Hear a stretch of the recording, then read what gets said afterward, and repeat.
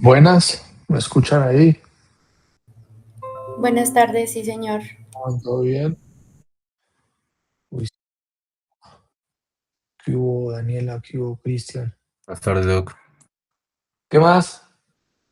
Bueno, ahí les compartí las imágenes que hubo, estimado Alejandro. Unas imágenes que ayudan a entender un poquito el tema de los antibióticos, ¿no? ¿Sí las vieron? Sí, Sí. señor.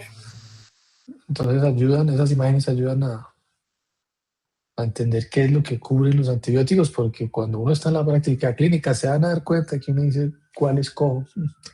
Mero, Erta, Dapto, Panco, Fosfo, Trimetoprim, Cipro, Moxi, ¿cuál de todos? Ácido fucídico. Bueno, todo depende de lo que yo les decía la vez pasada, básicamente del tipo de paciente, el microorganismo, las características del antibiótico, etc, etc. ¿Listo? Y de la lectura interpretada del antibiograma, ¿no?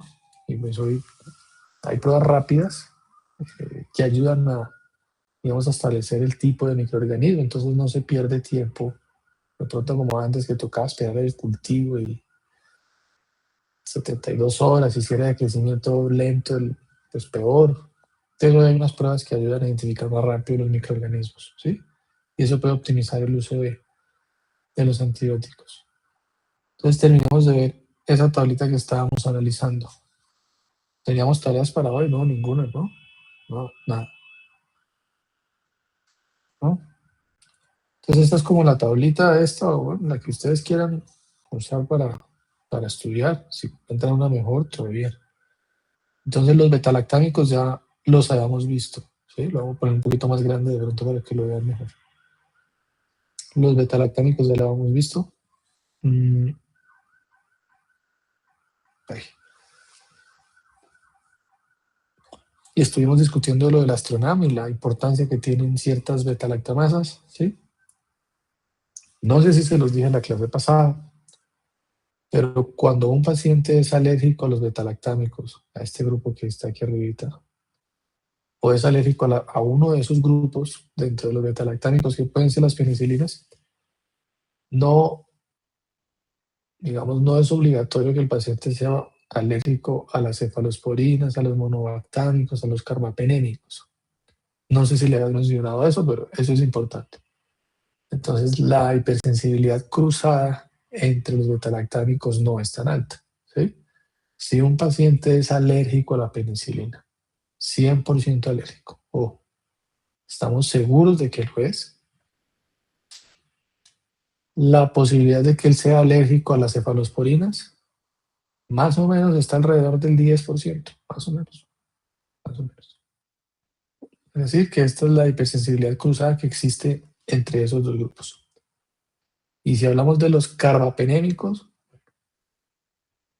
la hipersensibilidad cruzada es como del 1%, 1%. Y si estamos hablando del Astronam, el solito, la hipersensibilidad cruzada es 0%, cero.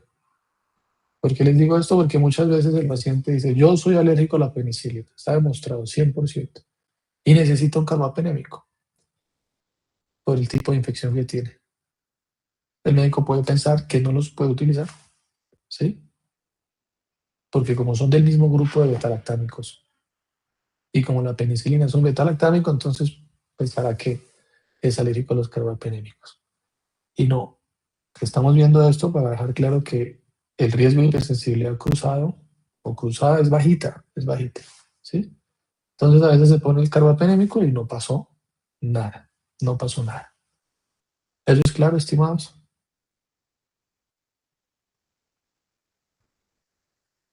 Sí, ¿no? Doc, pero por ejemplo, entre hipersensibilidad entre el mismo grupo de penicilinas o cefalosporinas, esa hipersensibilidad cruzada sí es más elevada. Claro, entre la penicilina y las aminopenicilinas, dices tú, sí, porque todas Sí. son penicilinas. Entre ellas sí hay más riesgo entre el grupo, ¿sí? Lo mismo entre los carbapenémicos. Si el paciente es alérgico a alerta, bueno, posiblemente es alérgico a todos los carbapenémicos, ¿sí? Pero hacemos referencia es cambiándonos de grupo. Entre penicilinas ellas solitas, sí. Si un paciente es alérgico a la penicilina, alta probabilidad de que sea a las aminopenicilinas, a las ureidopenicilinas, pero porque todas siguen siendo penicilinas. ¿Listo? Listo. Digamos que la alergia a penicilinas básicamente ocurre porque cuando se rompe el anillo beta-lactámico, ¿sí? Ese anillo puede formar unos complejos con proteínas plasmáticas, endógenas, proteínas del paciente. Y esos compuestos, no sé si los había dicho en la clase pasada, se llaman los aptenos. ¿Se los dije? No, no me acuerdo. Tantas cosas que dijimos la vez pasada, ¿sí? No me acuerdo, profe. Bueno, entonces los aptenos, y hasta ahora ya estábamos de pronto todos muy cansados, ¿no? Ahí buscamos por aquí.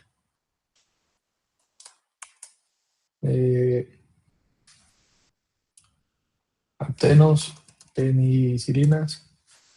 Entonces de pronto por aquí una imagen.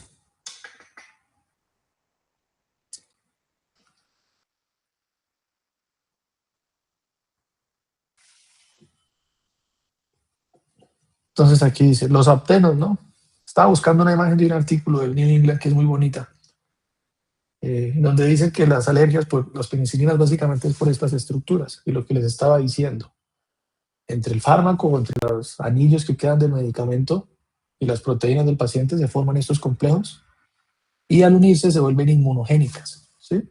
Entonces los aptenos son los responsables de que aparezca esa reacción de hipersensibilidad en los pacientes, pero no siempre se forman porque como hay anillos, como los de los carbapenémicos o el de las cefalosporinas, que es un poquito más difícil de hidrolizar, de romper, entonces estos anillos no tienden a formar estas moléculas, ¿sí? Conocidas como los aptenos. Y por eso el riesgo de hipersensibilidad cruzada es bajito, ¿sí? O va bajando.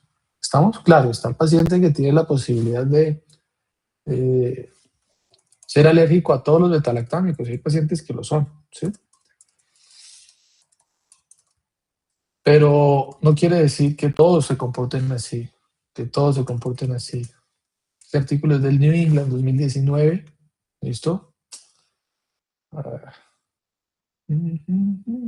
Toco una pregunta. Cuando un paciente es alérgico a los betalactámicos, ¿no se buscaría desensibilizarlo pues para que no perdiera, digamos, el uso de los medicamentos?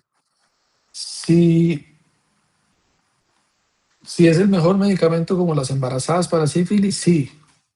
Entonces, por ejemplo, en embarazadas alérgicas a las penicilinas se desensibiliza, ¿sí? Pero a veces uno no pierde tiempo con la desensibilización y no es sífilis, sino que es otra infección. Entonces uno dice, pues utilicemos otro grupo. Entonces, ejemplo, el paciente dice, no, es que yo soy alérgico a las cefalosporinas, ya está demostrada. Y es una infección de piel y tejidos blandos. Hay dos alternativas más diferentes a las cefalosporinas que podrían seguir sirviendo para el tratamiento de la infección de piel y que tienen un espectro parecido. No, pero digamos por consulta externa, ¿sí? Pensando en la cefalexina, que se da por vía oral y que estamos en el escenario ambulatorio. La clinda sigue siendo muy buena opción porque cubre los gram positivos que iba a cubrir esa cefalexina. Trimetoprim sigue siendo muy buena opción porque cubre gram positivos que cubría el otro, ¿sí? Incluye el meticilino sensible, el meticilino resistente en caso de que estuviera resistente. ¿Estamos? Yo este articulito lo tengo por ahí, pero bueno, Listo, aquí hay listo. una imagen muy bonita de los aptenos, de cómo se forman con el anillo betalactámico, ¿sí? Simplemente era como por mostrar la imagen, pero se perdió la imagen. Bueno, ahora esta gente está cobrando, no sé, o siempre han cobrado.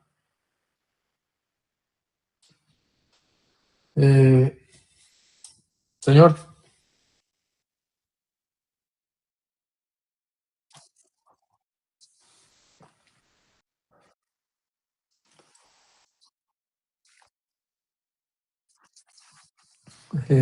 las quinolonas.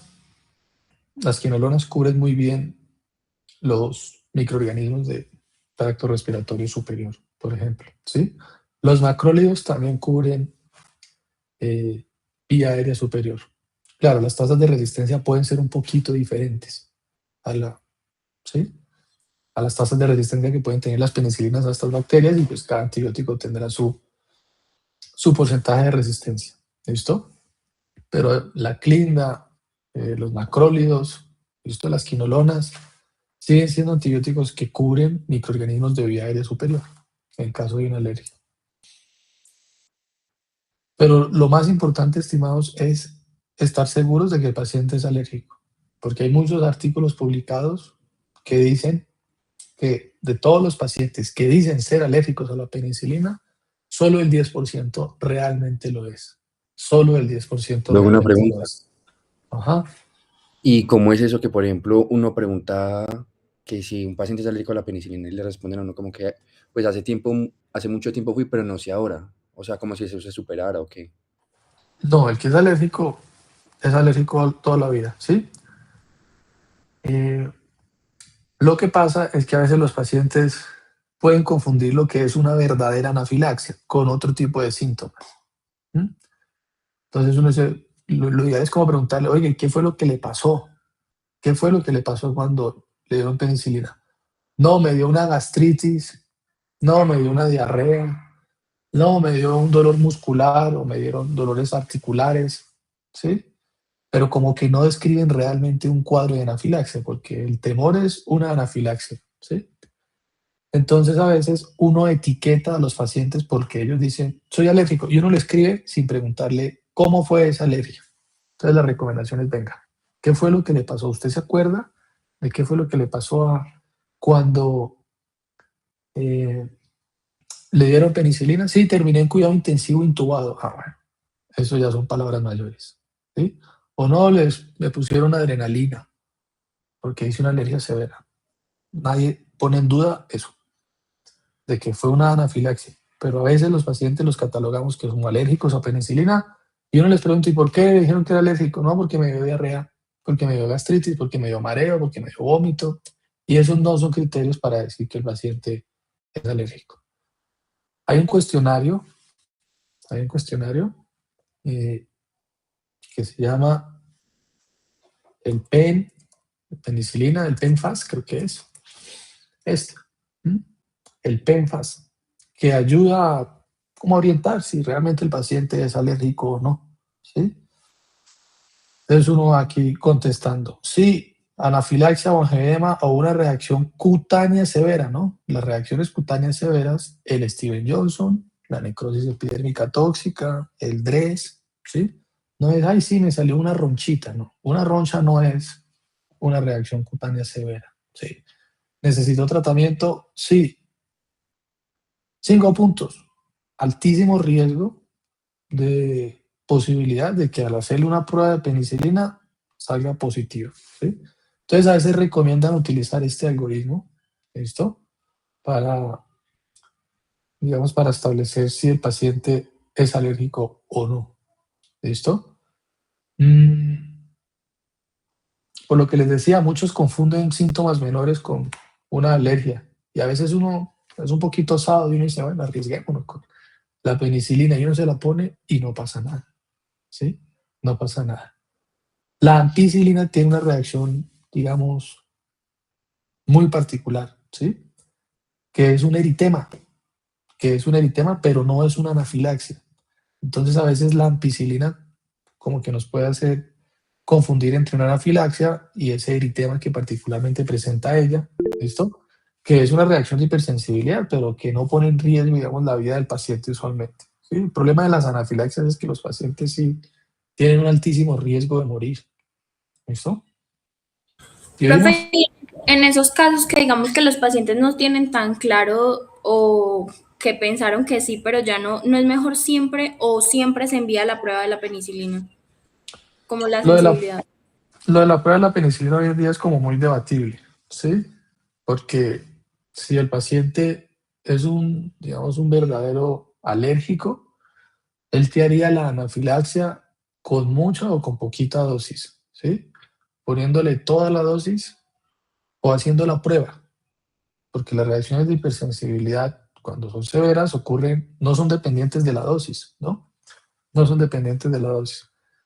Sin embargo, digamos, por temas de curarse un poquito en salud, pues uno sigue mandando la prueba, ¿no? Sigue mandando la prueba. Yo conozco algunos colegas que ya dijeron, carajos, estoy en urgencias en el hospital, ¿cuál prueba? Si me hace la alergia, pues aquí mismo manejo el cuadro clínico de la alergia, ¿sí? De pronto por consulta externa, háganle la alergia, pero si el paciente es alérgico, pues hará la prueba hará la alergia con la dosis pequeña. ¿Estamos? Sí, Doc, muchas ¿Consiguen? gracias. Pero ustedes Pero no. sigan haciendo por cuidarse, ¿no? Mándenla por cuidarse.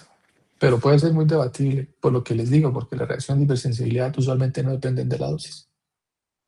Pero una pregunta, Ujú. por ejemplo, eso de la desensibilización en la embarazada, eso se No quedan desensibiliza curadas, ¿no? rápido. Sí, ahí mismo. Es ahí, en el mismo momento que se Ah, sí. desensibiliza y en ese mismo momento se pone la dosis completa de penicilina. ¿Sí? Ya. Porque, por ejemplo, a los niños que tienen alergia y que le hacen los tratamientos, eso es por años, eso porque no es así tan rápido entonces. Tú dices, pero lo de las vacunas, la desensibilización con las vacunas. Sí, creo que es eso, profesor, que es ¿Sí? mensual y que les ponen. Sí, las vacunas de las alergias, esas también son bastante controversiales porque hay pacientes que esas vacunas no les funcionan, ¿sí? No les funcionan. Y el principio es el mismo, como ir poniendo en aumento pequeñas dosis de los antígenos como para regenerar digamos, una tolerancia a esos antígenos, ¿sí? Pero los alergólogos ellos mismos dicen que a veces esas vacunas no, ¿sí? No tienen los resultados que ellos esperan, ¿listo? Y no a todos los pacientes les funciona, ¿sí? Pero en el caso de la penicilina, esa sí se hace ahí con el paciente monitorizado, en una sala de reanimación, con dosis en aumento, y después de la dosis número 16 se pone la dosis completa pues del tratamiento, de lo que el paciente necesita, ¿sí? Pero no quiere decir que más adelante no necesite otra desensibilización. No quiere decir que haya quedado curado, ¿sí? Cuando los pacientes, más adelante la misma señora otra vez embarazada y otra vez necesita penicilina, toca volverla a desensibilizar. ¿Listo? No es que se curen. Ah, listo, profe, gracias. Entonces tengan en cuenta esto del porcentaje de la hipersensibilidad cruzada y que muchos pacientes que dicen ser alérgicos a la penicilina realmente no lo son. Y cuando nos comemos o nos creemos ese cuento así completamente del todo, pues eso es una desventaja porque entonces uno asume que es alérgico a todos los betalactámicos. Y uno necesitaba utilizar para darse furoxino, pero a uno ya le da miedo porque el paciente no será alérgico, ¿sí? Entonces, cuando uno los etiqueta alérgicos a la penicilina, pues uno como que de entrada va descartando todos los betalactámicos, ¿sí? Y de pronto uno podría hacer digamos, un ejercicio un poquito más acucioso de preguntarle al paciente qué fue lo que le pasó, ¿sí? Lo que les decía, si terminó en la UCI o no, como para que él describa qué fue lo del cuadro clínico. Pero si dice que terminó en UCI, que le pusieron adrenalina y que casi se muere, no. Eso de verdad confirma que el paciente sí es alérgico. ¿Listo? Pero a veces los pacientes, digamos que pueden interpretar un síntoma menor como alergia. ¿Listo? Como alergia cuando realmente no lo es. Les estuve diciendo lo de los carbapenémicos, ¿sí? Lo de la combinación de IMI con cilastatina por el tema de las peptidasas renales. Bueno, cuando las bacterias modifican sus PDP y empiezan a generar muchas betalactamasas, pues digamos que al final quedan descartados los betalactámicos. Entonces uno tiene que buscar antibióticos que todavía sigan inhibiendo la síntesis de la pared, como los betalactámicos, pero que sean de otro grupo, ¿sí? De otro grupo. Y aquí aparece un grupo muy importante que son los glucopéptidos. Y de ese grupo, el antibiótico más relevante es la vancomicina, la vanco, ¿sí? La vanco es un antibiótico para gram positivos. Si ustedes miran la tablita de referencia y se van a vanco, ¿listo? Ella es la más representativa del grupo, pues se dan cuenta que cubre es gram positivos. Entonces, pues no es razonable decir que la vanco tiene mecanismo de acción contra gram negativos, pseudomonas o anaerobio, porque no sirve para nada de eso. Gram positivo, pare de contar. Llámese estafilo, meticilino resistente, estafilo, meticilino sensible, llámese estreptococo, enterococo, Todos esos son grampositivos y la vancomicina nos cubre a todos ellos. ¿Sí? ¿Por qué se usa tanto la vancomicina en el hospital como glucopéptido? Porque en Colombia el estafilometicilino resistente es muy prevalente, es muy frecuente. ¿Listo? Y es un antibiótico económico, de fácil acceso, pero tiene un problema, una particularidad, y es la toxicidad en el riñón. No se les olvide eso. La vancomicina es muy nefrotóxica. Nefrotoxicidad. Es como que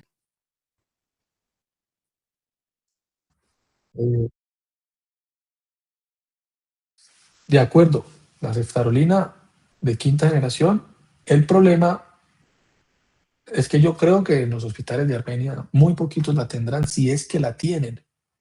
Yo les dije que averiguaran si había, ¿no? Que yo creía que no hay. No, y la banco no era que tenía una biodisponibilidad del 0%.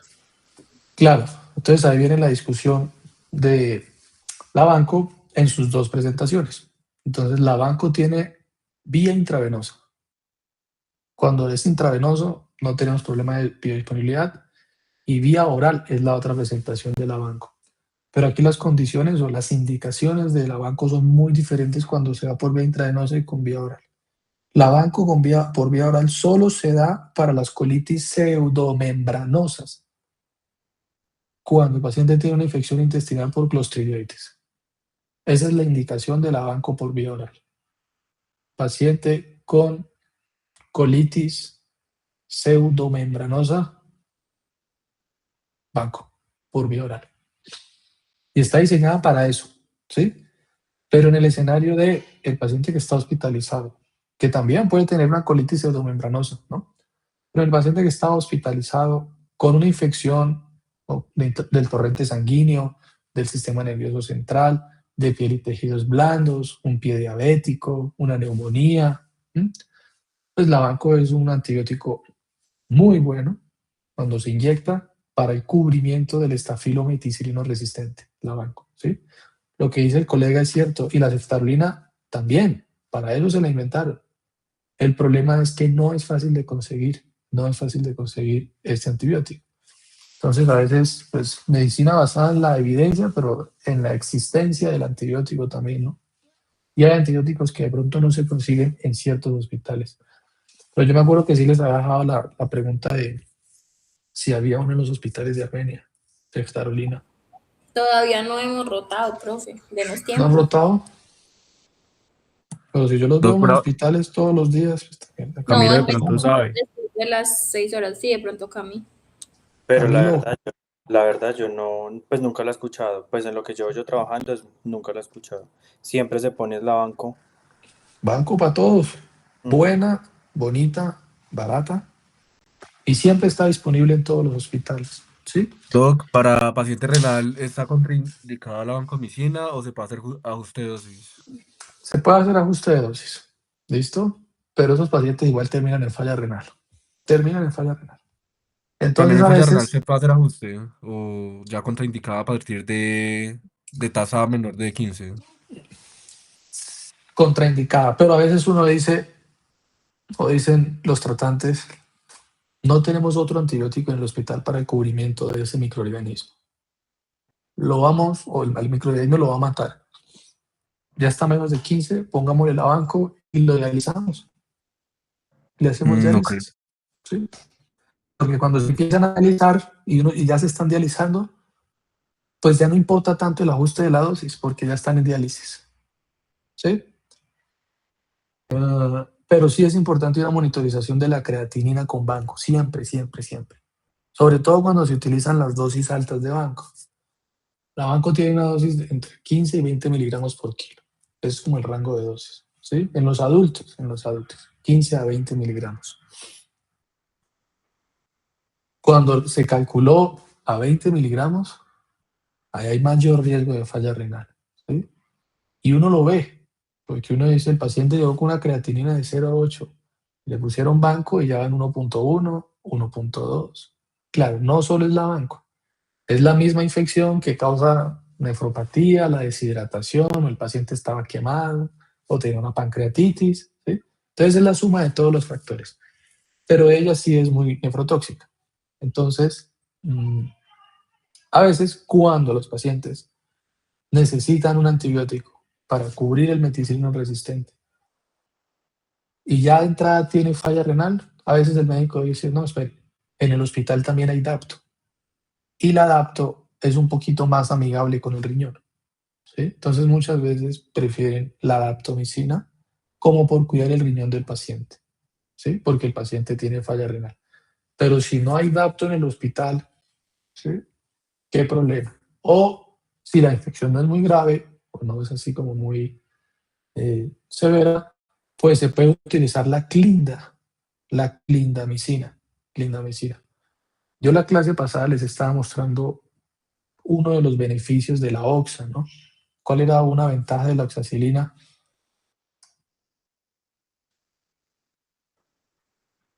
Que yo les dije, no se les olvide esto de la oxacilina.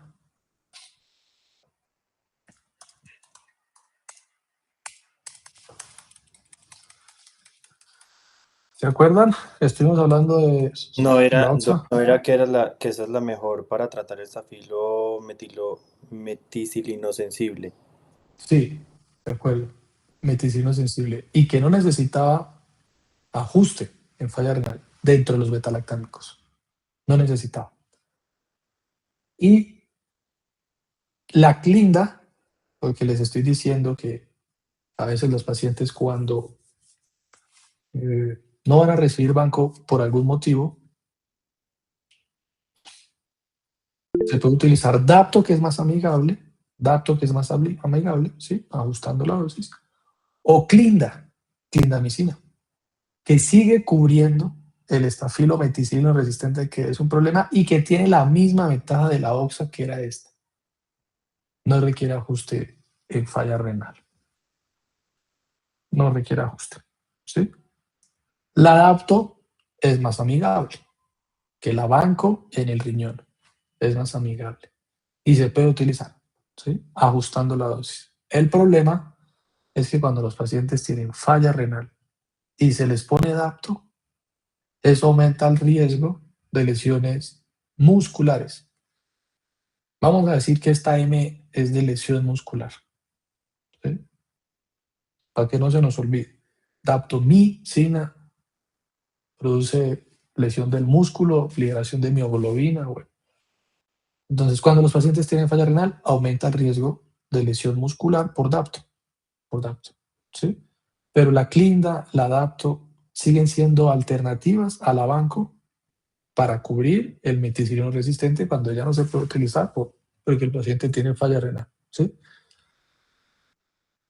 Entonces, no, si a veces el cuidado intensivo, ya la tasa de filtrado está en 50, no, pero es que tiene un meticilino resistente banco y si hace falla renal lo dializamos. A veces piensan así, pum, y efectivamente, diálisis y ya después, ¿no?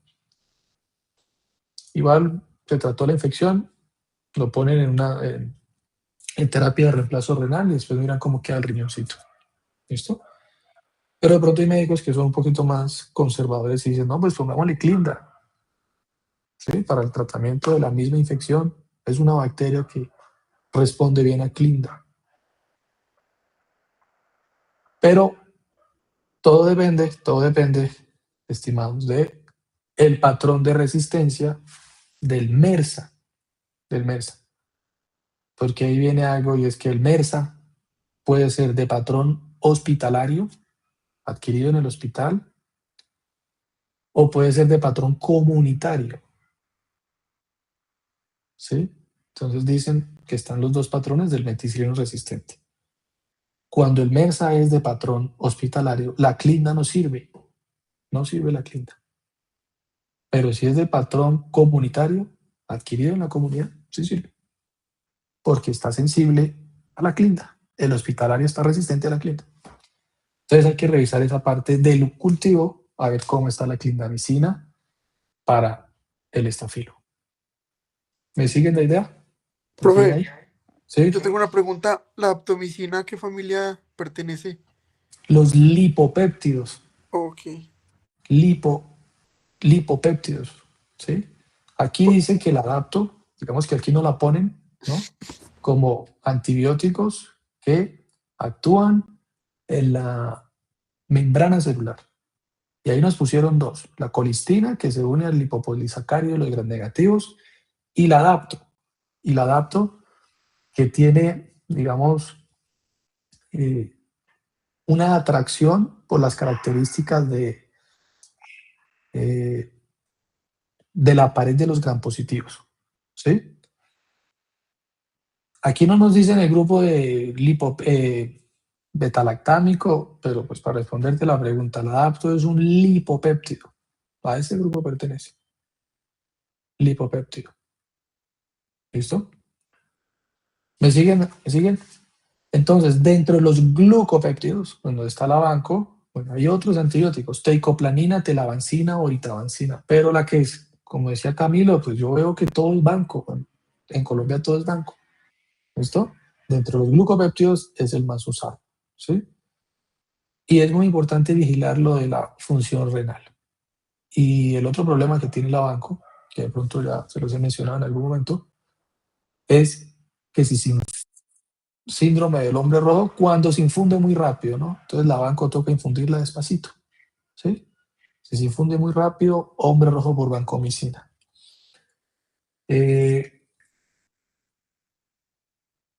A veces como para prevenir la lesión renal, yo no sé si Camilo nos contará, se piden niveles de vancomicina en sangre, ¿sí? Se piden niveles de banco en la sangre para ver que están en la ventana terapéutica y que el paciente no hace falla renal.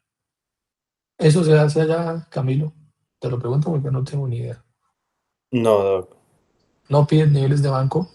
No, señor. ¿No lo titulan? ¿No? Aquí en ¿Eso se muchos pedía, hospitales sí así piden. normal o eso tiene otro tipo de otro laboratorio? No, sí, niveles de vancomicina en sangre. No, no, no. Pues aquí muchos hospitales en Bogotá sí, lo tienen de costumbre. ¿Sí? Ah, está con banco, pídanle niveles en sangre a ver cómo va. A ver si toca bajarle la dosis, se la ajustamos, se la subimos. ¿Sí? Porque las concentraciones de los antibióticos, pues, digamos, en la sangre y en los tejidos es importante para su mecanismo de acción. Entonces, en infecciones severas, cuidado intensivo, se recomienda hacer TDM de la vancomicina, que es la medición de los niveles plasmáticos. ¿Sí? Pero ¿cuál es el mecanismo de acción de la banco? Bueno, es un antibiótico no betalactámico, glucopéptido, que inhibe la síntesis de la pared. Ese es un mecanismo de acción grande y que se une a las terminaciones de aminoácidos de los precursores de la pared bacteriana. Entonces, el péptido glicano pues tiene dos precursores, como ustedes lo saben, ¿no? El NAM y el NAC.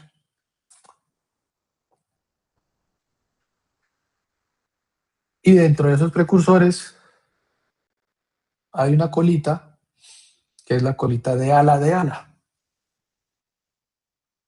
De ala de ala. De pronto así hablaba no queda tan claro. Busquemos una imagen por aquí.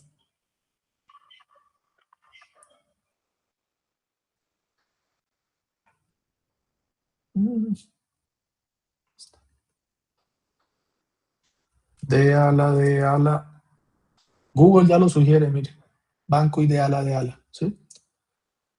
Entonces, dentro de los precursores, pues, donde está el NAC y el NAM, que son estos dos, están estas colitas, que son de alanina, ¿sí? Que es el pentapéptido que hace la transpeptidación para formar todo el péptido glicano. Esta sería la transpeptidasa o la PBP. Pero como el mecanismo de acción de la banco no depende de estas transpeptidasas, entonces no importa cuál sea la PBP de la bacteria, si la modificó, si la mutó, sí, no importa cuál sea. Mientras que esta secuencia esté en el pentapéptido, estos dos sean el final de alanina, la banco se inserta ahí, Entonces esto es como una V que se mete en las colitas de ala. Y eso impide la transpeptidación. Este enlace que se tenía que formar entre los aminoácidos de los precursores, pues no se forma, ¿sí? No se forma. Estos puentes cruzados entre los pentapéptidos no se forman porque la banco está metida ahí. Y si no está metida ahí, entonces la pared, peptidoglicano no se termina de sintetizar o de formar. ¿Listo? No se termina de formar. Y no importa cuál sea la PVP de la bacteria. Estamos hablando de gram positivos, no importa cuál sea, porque el mecanismo de acción de la banco no depende de las PVP. Y por eso no hay resistencia cruzada en los mecanismos de resistencia. ¿Sí? No existe aquí, antes estábamos hablando de la hipersensibilidad cruzada. No existen alergias cruzadas entre las astronauta y la penicilina. Y aquí no existe resistencia cruzada entre los betalactámicos y la banco.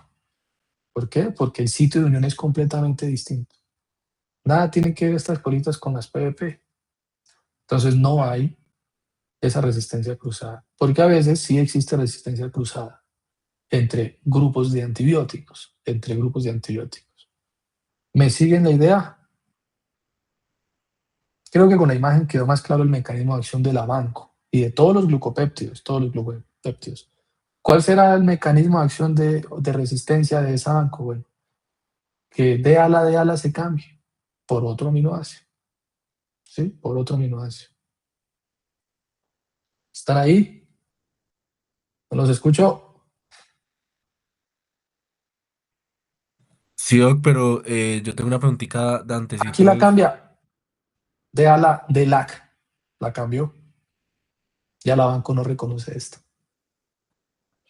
Te oímos tu pregunta. Sí, Doc, cuando usted hablaba de de la meticilina resistente, usted mencionaba que habían dos patrones, el hospitalario y pues, el adquirido en comunidad.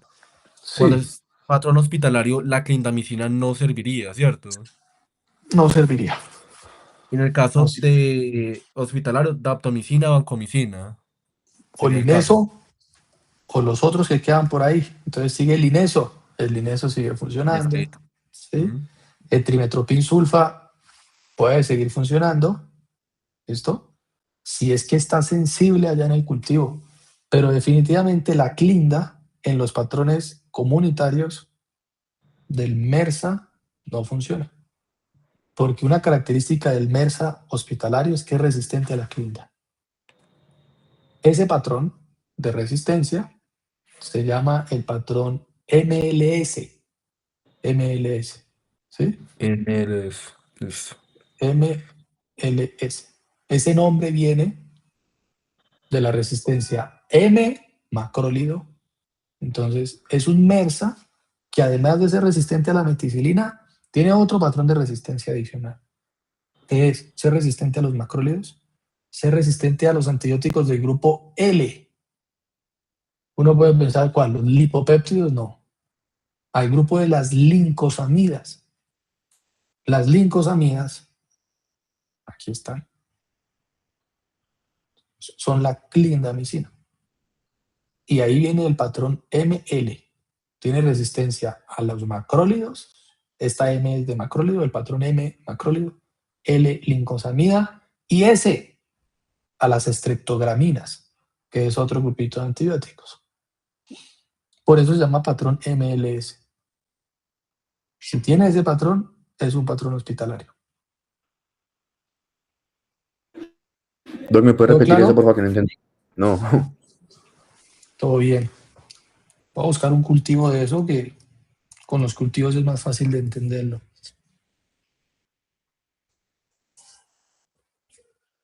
Antibio.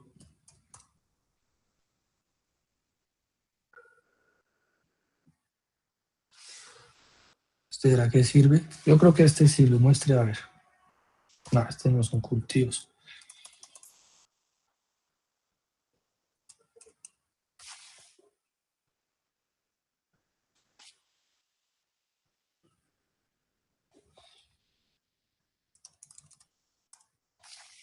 Aquí debe haber un cultivo de estos.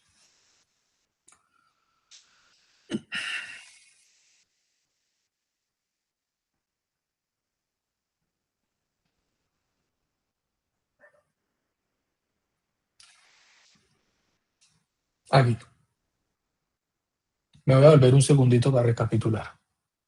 Cuando sale un MERSA en un cultivo, todo esto serviría. Todo esto.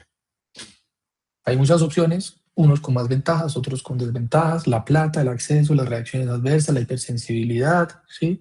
La ciprofloxacina es tremendamente insegura en los adultos, por ejemplo, tiene muchas reacciones adversas, ¿sí? Trimethoprim también. Pero en general todo esto serviría para un MERSA así a secas, a secas. Pero hay que ir a mirar el patroncito, ¿sí? Entonces, cuando uno ya clasifica al MERSA, uno también dice, pero este MERSA puede tener un patrón hospitalario.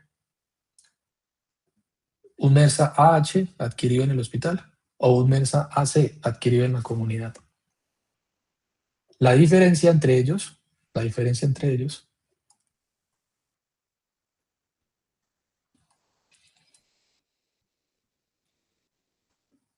es este patrón que se ve aquí. Aquí dice, creció un Staphylo aureus. Yo voy y miro la clinda o el test de resistencia clinda y ellos me dicen, oiga, ese Staphylo aureus está positivo para clindamicina, o sea, resistente a la clinda. O sea que este estafilo específicamente, que estamos viendo aquí, que también es resistente a la M, a los macrólidos, eritromicina, cumple los dos criterios. Entonces yo puedo decir que este estafilo que me están mostrando acá, en este cultivo, es un estafilo MLS. MLS. Porque es resistente a la clinda y al macrólido, que es la eritromicina. Ahora, vale la pena aclarar que no todos los MLS son resistentes a la OXA. Entonces uno también puede tener un meticilino sensible, pero con patrón MLS, por lo que les estaba diciendo. Son dos patrones diferentes de resistencia. Uno es el patrón MERSA, y ese MERSA puede ser un MLS también. O puede ser un estafilo que solo es MLS siendo meticilino sensible. Ahí puedo utilizar la OXA. Aquí se podría utilizar la OXA, pero porque es sensible, está sensible. Y no necesitaría utilizar ni banco, no porque no sirva. Aquí la banco también debe estar sensible, sirve, ¿sí? Pero el patrón MLS es ese que les estoy mostrando aquí, en donde dice, ese estafilo es resistente a la clinda y al macrólido.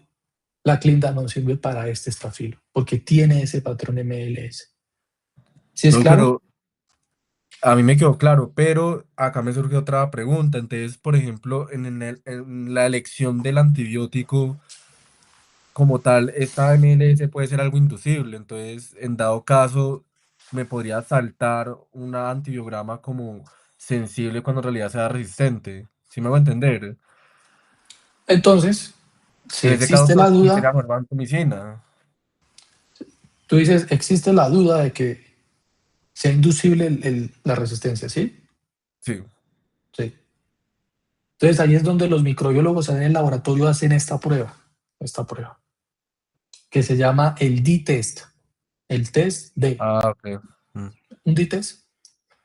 Entonces, uno no está seguro de que sea sensible o resistente a la clinda, ¿sí? Pero los cultivos, como se los mostré, ahí ya sale, ahí le dicen, no, positivo, el test de inducción a la clinda está positivo, como este cultivo, allá abajo, test de inducción positivo, ¿sí? Pero ellos pueden hacer el D-test, en donde siembran el estafilo, ponen un sensidisco de eritromicina y pues no hay algo de inhibición, nada. No hay algo de inhibición. Y ponen un sensidisco de clinda y está completamente sensible. ¿Sí? Entonces, este D-test estaría negativo. O sea que no induce resistencia a la clinda. Si no induce resistencia a la clinda es porque no tiene el patrón ML. Solo tiene el patrón M de resistencia a los macrólidos. Pero la clinda sigue siendo sensible. Pero si en el D-test aparece así, la eritro induciendo el mecanismo de resistencia, como dices tú, a la clinda, donde se forma esta D, esta clindamicina queda descartada. Y esto ya es el patrón de los adquiridos a nivel hospitalario. ¿Sí? No solo es que se adquiere a nivel hospitalario, porque esto también circula en la calle. El patrón hospitalario también circula en la comunidad y el patrón comunitario también circula en el hospital. ¿Sí? Pues porque todas las bacterias se han metido en todos los servicios. ¿Estamos? Bueno, sí, sí. Ahora puedo entender por qué usan tanto vancomicina, porque Banco para todo el mundo. más rápido. Banco para todo el mundo. ¿Sí? Con tanta boda, sí, sí, sí.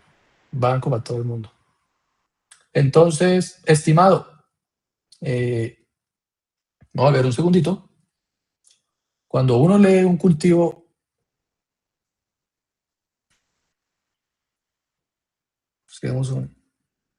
de un Staphylo aureus, lo primero que toca revisar, el primer antibiótico siempre es la oxacilina, siempre. Si está sensible, es un Staphylo meticilino sensible. Ahí no hay problema. Y el tratamiento será la oxa. Buena, bonita, barata, súper eficaz. No necesita ajuste en falla renal. Claro, el problema es que ya en Colombia no hay muchos meticilinos sensibles. Hay muchos meticilinos resistentes. Si es resistente a la oxa, es un MRSA. MRSA. Staphylo meticilino resistente. Dijimos que de este meticilino resistente, todos los betalactámicos para afuera, menos la cefalosporina de quinta. Entonces uno ya pues ni revisa los betalactámicos porque esto no tiene opción de betalactámico, pero tiene opción de clinda, del MRSA, y de quinolonas, y de trimetoprim, y de banco, y de dapto, y de lineso, y de las quinolonas, y de ácido fusídico, bueno, de otros antibióticos. El ácido fusídico es tópico, no pila, no es inyectado. Pero puede ser una infección pequeña que le puedo mandar ácido fusídico, sin darle nada por vía oral. Si se confirma el MRSA, uno dice, quiero buscar el otro patrón de resistencia, el MLS. Primera línea, ¿en cuál, estimado? ¿En MRSA? ¿En este? Todo depende. Todo depende. Porque si estás por consulta externa y está sensible la clinda, clinda. Si la clinda ya no se puede usar porque está resistente, porque el patrón del hospital se salió a la calle y el paciente llegó con un patrón de la calle, entonces tocará usar otro que tenga buena biodisponibilidad por vía oral y que sirva para un meticilino resistente. Ahí está el Bactrim, trimetoprim sulfa, ¿sí? Pero las sulfas tienen un problema y es que son los antibióticos que más hipersensibilidad causan. Entonces tengo que estar súper seguro que el paciente no tiene antecedente de alergias a las sulfas, ¿sí? Pero es una muy buena opción, muy buena opción. Y las sulfas están en todo Colombia. El trimetoprim sulfa está en todo Colombia. Y es un muy buen antibiótico para el MRSA. Si estás en consulta externa, no puedes pensar ni en banco, ni en dapto, ni en lineso, ni en ceftarolina, porque no son antibióticos de consulta externa, ¿sí? Cipro sí, la Cipro es un antibiótico de consulta externa, pero hay que tener cuidado con todos sus problemas de seguridad que describen, ¿sí? Aneurismas, hipoglicemia, ruptura de los tendones, artropatía, infartos, secuelas irreversibles, sobre todo en los adultos. Si es un pelado de 20 años, ¿cuál aneurisma? ¿Cuál hipoglicemia? Ese chino tiene los tendones fuertes porque sigue haciendo ejercicio. Pero un viejito de 80 años con una ciprofloxacina,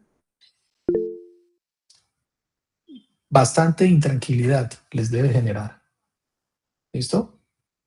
Si no hay Una nada más que pregunta. darles, sí, pues porque tampoco lo podemos dejar morir de la infección. Entonces, en niños estaría bien el uso de la ciprofloxacina. Tampoco. Las quinolonas no es que no se puedan usar. Las quinolonas no es que no se puedan usar en niños. Pero uno antes de llegar a una quinolona en un niño debería pensar en otro antibiótico, en otro, ¿sí? Porque como los niños están en crecimiento, están con los núcleos de crecimiento están abiertos, estos antibióticos pueden dañar los núcleos de crecimiento de los huesitos, ¿no? Entonces generan artropatías, daño articular. Pero si es entre la vida y la muerte del niño y no hay nada más, pero ustedes van a leer que las quinolonas en los niños, pues uno no las tiene que tener ahí en la cabeza. Pero si no hay otra alternativa, ¿me sigues?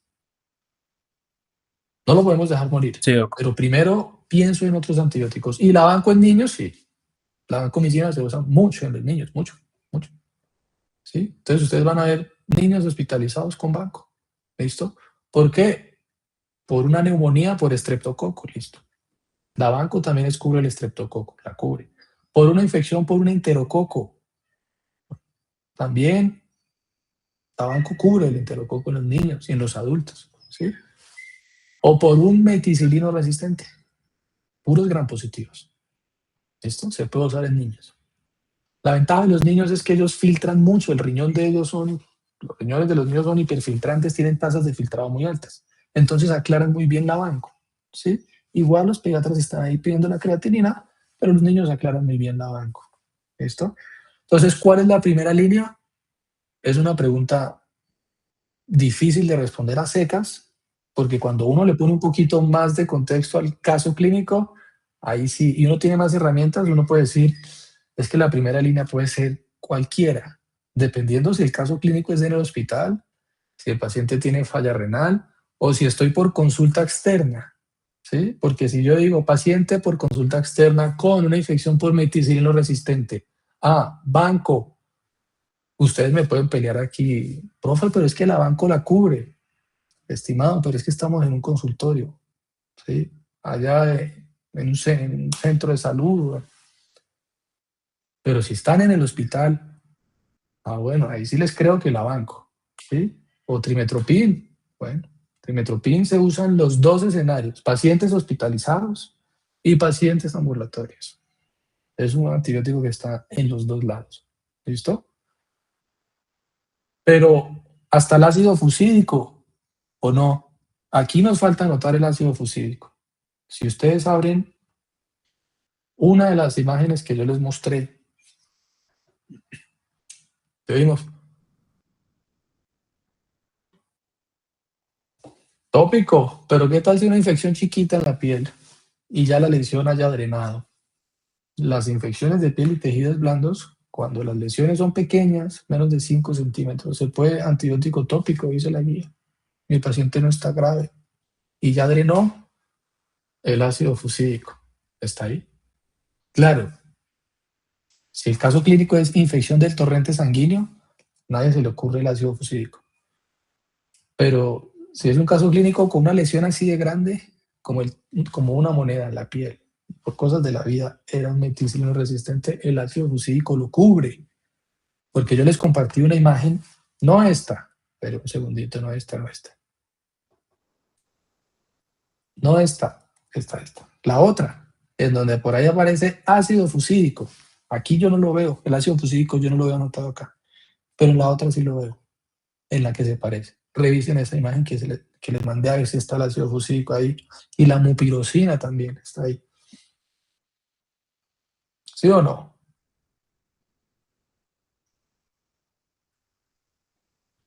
¿Sí está?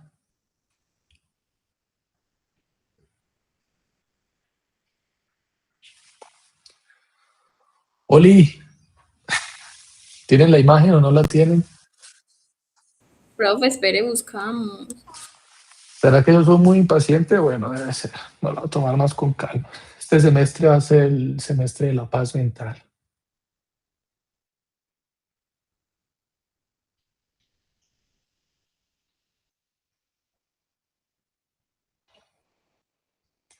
No esta se las mandé, la que se parece a esta.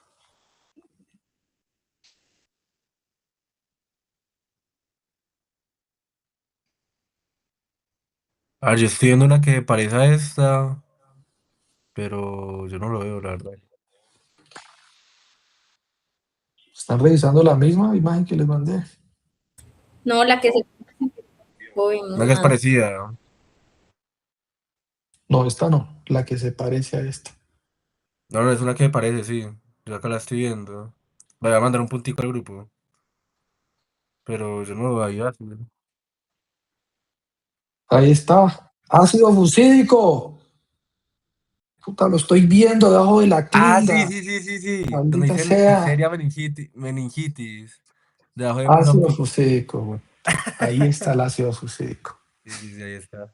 Y miren que cubre el meticilino sensible y el meticilino resistente. Entonces, aquí hay que adicionar ácido fusídico, ¿no? Está en Colombia y a los pediatras les encanta utilizar el ácido fusídico porque no someten al paciente a dosis orales para todo el cuerpo, sino que pueden utilizar el ácido fusídico para un impétigo, que a veces tiene estrepto, bueno, usualmente estrepto, pero como cubren grampositivos, pues se lleva el estrepto y el estafilo de una vez, ¿sí? Entonces el ácido fusídico sirve para el meticilino resistente. Entonces, estimado, su pregunta es muy interesante porque ¿cuál es la primera línea? Depende de lo que diga el caso clínico, ¿sí? Depende No, de lo que pero diga el caso clínico. ese ácido futídico, ¿a qué grupo pertenece o qué mecanismo de acción tiene? Ese ácido fusílico es uno de los inhibidores de síntesis de la pared también, ¿sí? Inhibidores de síntesis de la pared. Yo no sé si más adelante, voy a abrir esta presentación un segundito. No, no es un beta-lactámico.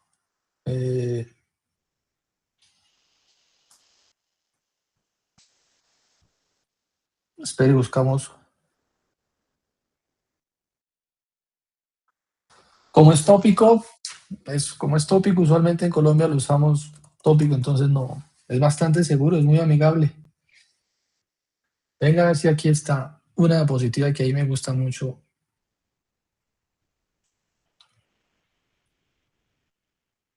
Sobre el ácido fusílico. Pero el ácido fusílico es un antibiótico que interfiere con el transporte de precursores de la pared sobre la membrana, ¿sí?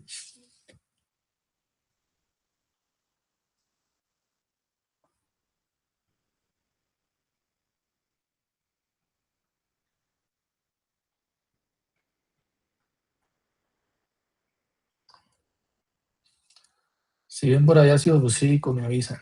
Yo no lo veo todavía.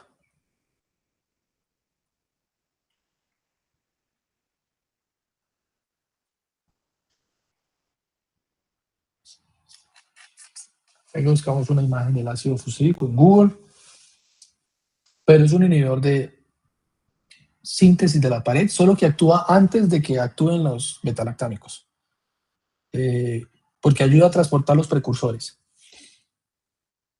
Ácido fusílico, mecanismo de acción. Entonces uno lo encuentra entre otros inhibidores de síntesis de pared, pero con otros mecanismos de acción.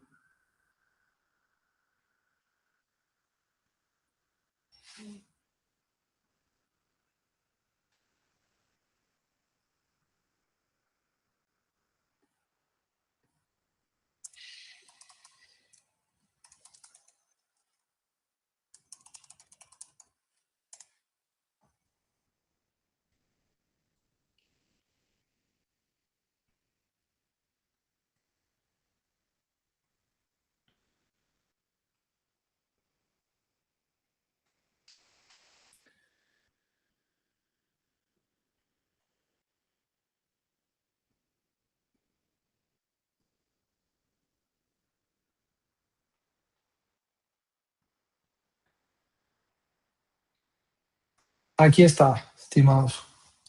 El ácido fusílico, lo que les decía, impide el transporte de precursores de la estructura de las bacterias. Entonces él forma un complejo y como que ¿sí? Los retiene a esos precursores. Entonces interfiere con la formación de las estructuras, ¿sí?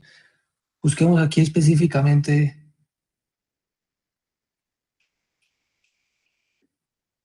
Profe, y lo ataca ¿Qué dice? el ribosoma. Yo estoy mirando y pues lo ataca para que la bacteria no produzca También, proteínas. a ver, también puede ser un inhibidor de proteínas, ¿sí? Pero la imagen que a mí más me gusta del ácido fusílico es la que les estoy diciendo, pero no encuentro el dibujito, ¿sí? De cómo interfiere y cómo se mueve sobre la membrana, interfiriendo con la síntesis de la pared. Pero claro, si dice que el ribosoma, digamos, también puede tener otro mecanismo de acción sobre la síntesis de las proteínas. ¿Listo? Voy a buscar el otro artículo. La vez pasada lo estuve buscando y no, la verdad no lo encontré, en donde el ácido fusílico queda en ese grupito con la fosfomicina, porque la fosfomicina también pertenece al grupo de antibióticos que inhiben la síntesis de la pared, ¿sí? Y si encuentro esa tabletica, se las comparto adicional a todas las que teníamos por ahí. ¿Bien? ¿Me siguen? Y ahí sale el Sí, ácido fusílico dentro de los inhibidores de pared. ¿Listo? Aunque este artículo, pues, bastante extenso, pero podría también ayudarnos a estudiar el tema. Entonces, la pregunta de primera línea, todo depende, ¿sí? Cuando ustedes les pregunten eso en revista, respondan así, profe, depende. Primera línea de meticilino resistente, depende. Estamos aquí en el hospital, Es para un paciente que tiene que una bacteremia, una infección de virus y tejidos blandos, una meningitis, una osteomielitis, una artritis séptica, es una neumonía, ¿sí? Además del estafilo tiene otra bacteria que se pueda beneficiar de escoger un solo antibiótico, porque si el paciente tiene una E. coli y un estafilo meticilino resistente al tiempo, tiene las dos, pues de pronto uno escoge algo que cubra gram negativos y gram positivos como trimethoprim, ¿no? Si les enseñaron que no, que es que la banco siempre es primera línea, pues bueno, banco, profe, listo. Pero uno puede entrar a discutir por qué sí banco o por qué no banco. ¿Bien? ¿Me siguen? Y la idea es que vayamos profundizando ahí. Más adelante otra vez volvemos a ver antibióticos. ¿Sí? Esto era como para que no llegaran tan perdidos a los hospitales con el tema de los antibióticos. ¿Listo? Yo sigo perdido, la verdad. No, ofrezco que después ya va cogiendo el tiro. ¿Sí? Ya somos dos, yo Mentira, también. mentira. Gracias, el tema es Lo primero larguito, pero... es largo, pero lo primero es aprenderse esto, estimado, ¿sí? ¿A qué grupo pertenece y cuál es el mecanismo de acción así grande? ¿Sí? Que ya después entenderemos un poquito más lo del espectro y lo de la lectura del antibiograma. ¿Vamos? Si es un meticilino sensible, la oxa es un gran antibiótico, estando en el hospital, porque como solo se inyecta la oxa, pero si es por consulta externa, tienes a la mano la dicloxa, que es la que se da tomada. Pero en la tablita que tienen, que se parece a esta, pero que es la otra, ahí les muestra y les dice más específica que esta tabla. Oiga, la cefalexina, porque aquí no nos dicen cefalexina, aquí nos dicen cefalosporinas de primera, eran positivos. Pero la otra que les mandé sí les dice, la cefalexina cubre un MSA, un meticilino sensible. Ahí les aparece, ¿sí lo están viendo en esa tabla?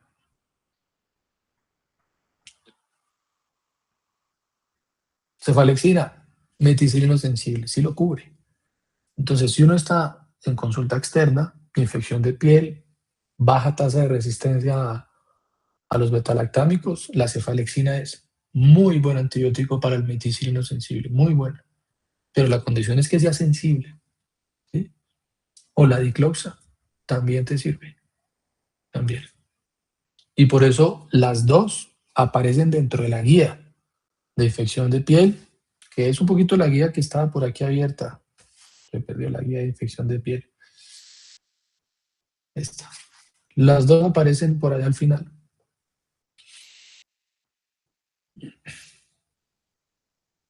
La cefalexina está ahí. La dicloxa está ahí. ¿Listo? Los dos por vía. ¿Qué es que quiero darle clinda? Pero es que la clinda, mejor cuidémosla para el meticilino resistente.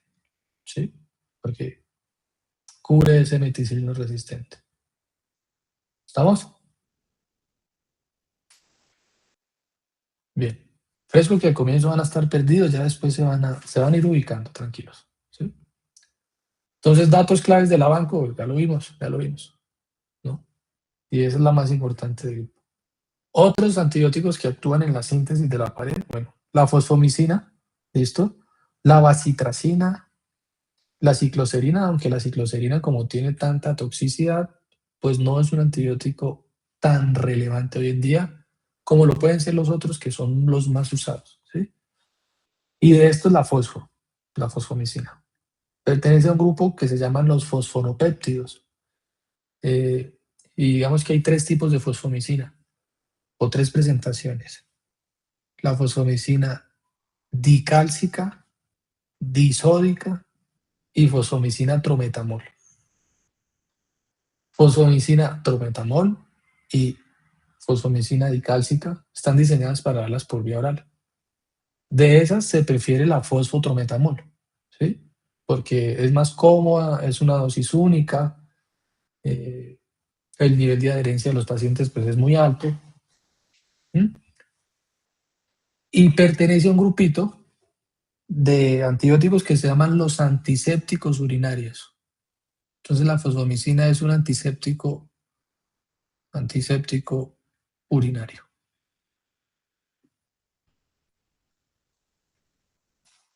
Ese es el principal uso de la fosfo en Colombia. Fosfomicina por consulta externa para la cistitis. ¿Sí? Es muy buena. Solo para infección de vía urinaria baja. Para las infecciones urinarias altas no es tan buena. ¿Sí? Pielonefritis no es tan buena. Tiene una ventaja la fosfo, y es que cubre un grupito de bacterias o un mecanismo de resistencia que se llama BLE. BLE. BLE. Entonces la fosfo cubre BLE. Entonces sirve para la cistitis, que son BLE. Por consulta externa hay mucha BLE. ¿Sí? Los pacientes llegan, cistitis, urocultivo, BLE, fosfomicina cubre. ¿Te vimos? Profe, qué pena la inoportunidad, pero el Astronan es el único monobactámico que hay. No hay más. Sí, Solo es ese. él y ya. Solo él. Mm, Y para aumentar su espectro, ¿sí? Para aumentar el espectro del Astronam, está en desarrollo, llegará a Colombia en algún momento. Si es que al hacer el análisis de costo de eficacia y los patrones de resistencia del país, Astronam Avibactam, ¿listo? Para cubrir más microorganismos, más microorganismos. Un dato que ya se Tengo nos ha una hecho en la pregunta. clase pasada. ¿Te vimos? Por ejemplo, usted nos estaba hablando de lo de la cistitis. Entonces, Sí. ¿cuándo yo puedo poner una nitrofurantoína y cuándo puedo poner la que nos dijo ahorita, la fosfamicina? Es muy buena pregunta. Han hecho estudios comparando nitro versus fosfo. Las dos cubren BLE, la nitro también cubre BLE, ¿sí? Pero los estudios han mostrado que a los pacientes les va mejor con nitro que con fosfo. Con nitro que con fosfo. Y no se Entonces supone las que guías, una de esas, qué pena que lo interrumpí, no se supone que una de esas también sirve más que todo en hombres y la otra en mujeres embarazadas. O sea, pues no sé lo que tenía entendido. otra vez estimado. ¿En hombres cuál? En hombres no es la nitro y es que no sé si lo estoy Ningún, tocando, pero sé que uno es para ninguna hombres. sirve para ninguna sirve para prostatitis. ¿Sí? No. Es que Ninguna sirve para alto, pero entre esas dos, la fosfo se usa más en hombres que la esa era la nitro. que. Sí. ¿Sí? La fosfo se usa más en hombres que la nitro. La nitro es más de mujeres. Pero claro, entonces viene la discusión, ¿y sirven para prostatitis? No, las dos en prostatitis son malas. ¿Sí? Las dos en pielonefritis son malas. Pero la fosfo se usa más en hombres que la nitro. ¿Sí? Entonces la nitro es más de mujeres. Pero hablando de cistitis en mujer y comparando las dos opciones, nitro o fosfo, la nitro muestra mayores tasas de curación que la fosfomicina. Entonces, si ustedes me preguntan, ¿usted cuál prefiere? Yo prefiero la nitro, porque los estudios dicen que los pacientes se curan más con nitro que fosfomicina, siendo las dos anti-BLE, ¿sí? Las dos cubren E. coli, las dos cubren BLE, pero lo que les acabo de decir, la nitro muestra mejores resultados en los estudios. Entonces la guía dice como póngale nitro y como segunda alternativa fosfomicina. Pero la fosfo tiene una gran ventaja, y es que es dosis única, ¿sí? Las dos se pueden usar en embarazadas. Las dos se pueden usar en embarazadas. Una fosfo es más adherente que una nitro, que 7 días ahí. ¿Listo? Sin embargo, pues la nitro tiene un problema, la nitro, ya que la mencionan. Y es que genera anemia hemolítica, ¿no? Hay riesgo de hemólisis, riesgo de hemólisis. Entonces, en el último trimestre en las embarazadas, la nitro genera algo de duda por el riesgo de anemia hemolítica en el feto, en el feto. ¿Sí? Entonces dicen, bueno, en el último trimestre la nitro no, de pronto no será la mejor opción. De pronto la fosfo sí en cualquier trimestre. Pero el dato grande es que las dos se pueden usar en, en embarazadas. Pero cuidado con la anemia hemolítica de la nitrofurantoína. Eso lo dicen todos los documentos. ¿Alguien iba a preguntar algo? Solo por ahí en el fondo una mano arriba, pero Pues yo no levanté la ¿no? mano, pero ¿será, Doc, que puede repetir las tres presentaciones de la fosfomicina. Los nombres. Disódica, fosfomicina disódica, dicálcica y trometamol, con T, trometamol. Tromenta, ¿qué? Trometamol, Trometamol. trometamol, Ya, ya. trometamol. Ese es el famoso monuril de 3 gramos. Sabor a naranja, porque sabe a naranja. Y vitaminas. Entonces, vía oral, ¿no? Y disódica es parenteral. Entonces, en Colombia había muy poquitas opciones para los BLE y ese era un problema porque los pacientes tenían alta mortalidad. Bueno, entonces se trajeron una fosfo intravenosa, ¿sí?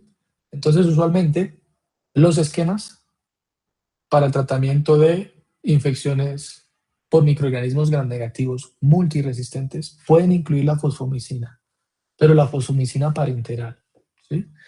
Si uno se hace multiresistencia, si uno se abre la guía de multiresistencia del país,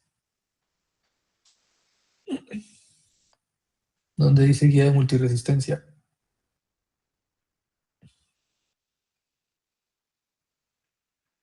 ¿esta será? No. Ahí van a encontrar guía multi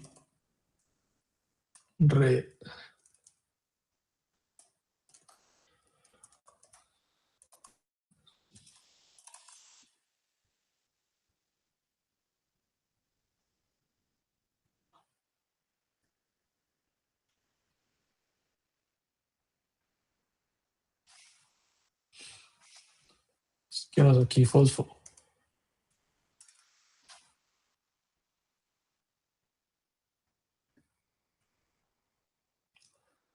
¿Dónde buscamos?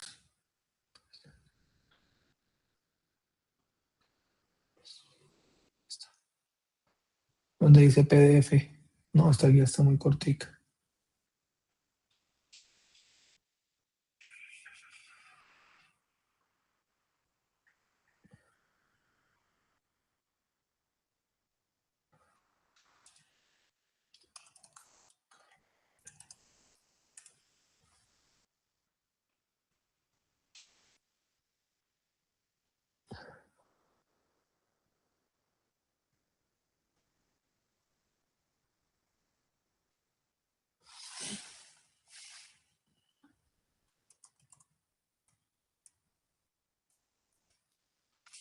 Entonces, en las guías colombianas, porque esta guía también es colombiana, estimados, de microorganismos multiresistentes, ¿sí? Estábamos buscando en la que honora, pero esta también es colombiana, por bacterias productoras de carbapenemasas.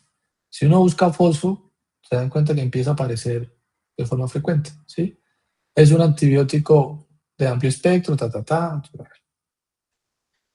Por la necesidad de esta multiresistencia, ¿sí? Se trajeron la fosfosódica o disódica, que es la que se pone por vía parenteral. Entonces ustedes pueden encontrar esta fosfomicina, ¿sí? Dentro de los esquemas combinados con otros, porque cuando los pacientes tienen infecciones por multiresistentes, microorganismos multiresistentes como los productores de carbapenemasas, pues la monoterapia no está indicada. Un solo antibiótico no está indicado. Usualmente son 3 antibióticos. Uno de esos puede ser un carbapenémico, ¿sí? Eso se calcula con un score que se llama el increment. El increment. ¿Lo han escuchado por ahí en salud del adulto? El increment score. Aún no pasamos de pediatría, Doc. Aún no experimentamos. Ahora Y yo aquí empezamos hablando del increment score.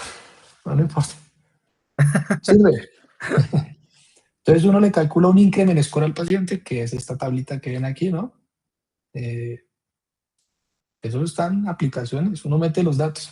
¿Paciente está séptico? Sí. PID score, sí.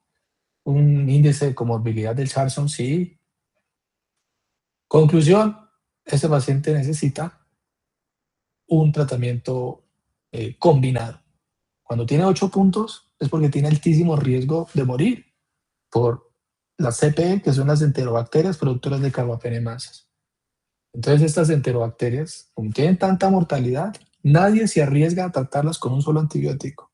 Toca dar los esquemas combinados, combinarlos. ¿Sí? Y dentro de esos esquemas combinados están las quinolonas, las polimixinas, los carbapenémicos, ceftaiximia y bactam, el astronam.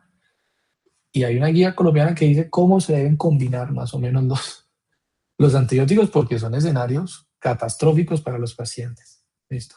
Entonces este es el Incremen Score, que es muy conocido en todo el mundo, que cuando está positivo toca dar terapia polimicrobiana, bueno, ¿sí? Poliquimio, politerapia, terapias combinadas, nunca un solo antibiótico. ¿Bien? Entonces les quería mostrar eso. ¿Sí? Entonces con el problema de la multiresistencia, la fosfo pues se usa mucho por consulta externa, el trometamol por la dosis única, la cistitis por BLEF, pero la forma disódica hace parte de los esquemas intrahospitalarios, ¿sí? En multiresistencia. Entonces la fosfomicina intravenosa está recién llegada a Colombia. Yo creo que llegó hace unos 6 meses, ¿sí? No tiene más en el país. Entonces ya son 2 antibióticos los que quedan ahí pendientes de averiguar si están en Armenia. La fosfomicina intravenosa y la ceftarolina, ¿sí? En Bogotá ya es fosfo intravenosa, pero se reserva para pacientes hospitalizados con infecciones por microorganismos multiresistentes, ¿sí? La fosfomicina en general es un antibiótico muy seguro, se tolera muy bien. Toca ajustarla en falla renal, eso sí, hay que hacer unos ajustes de dosis dependiendo de la tasa de filtrado glomerular, pero cuando son varios días de fosfomicina, ¿no? Cuando son terapias continuas, ¿sí? Se ajustaría. A veces la dosis única, como es la primera dosis, yo siempre les he dicho, cuando el paciente llega a urgencias y van a poner el antibiótico y llega con una tasa de filtrado de 40, 50, esa primera dosis del antibiótico no se ajusta. Se ajusta después del segundo día. ¿Sí? Al día siguiente se empiezan a ajustar las dosis para los antibióticos. Pero fosfo intravenoso, pues sí hay que ajustarla, según la tasa de filtrado, y la guía ahí rápidamente les mostraba que tocaba ajustar la dosis según el nivel de filtrado. Pero en general es un antibiótico muy seguro y el mecanismo de acción es inhibir a los precursores, ¿sí?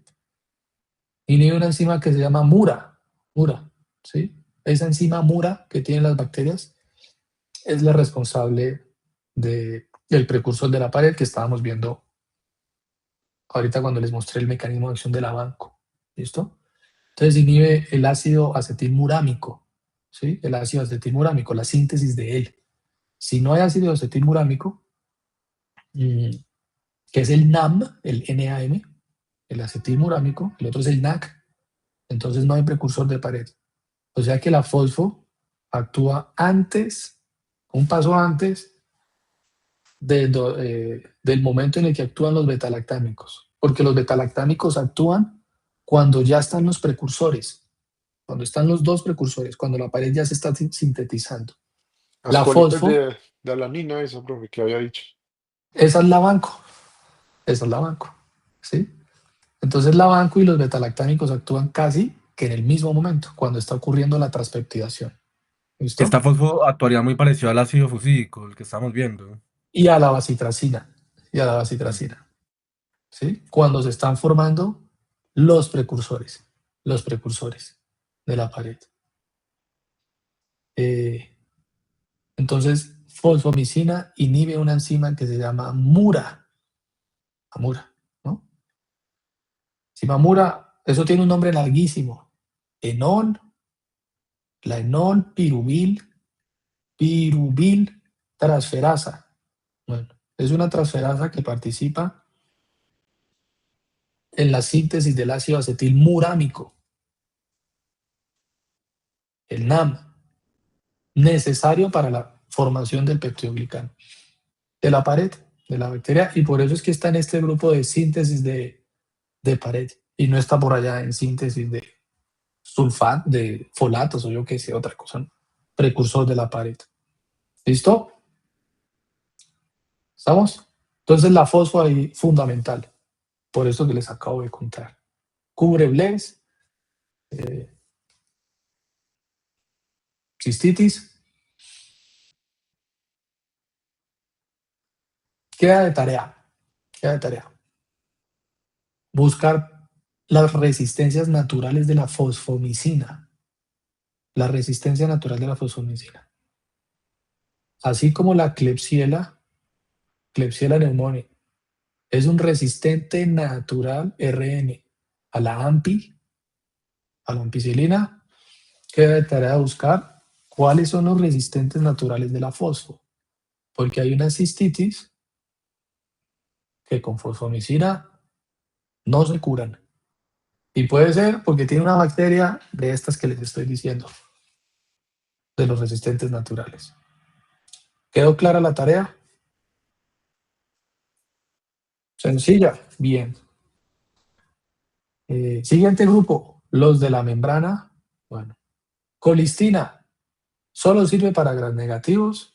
Principal problema de la colistina y principal limitación en la práctica clínica, principal limitación, la falla renal.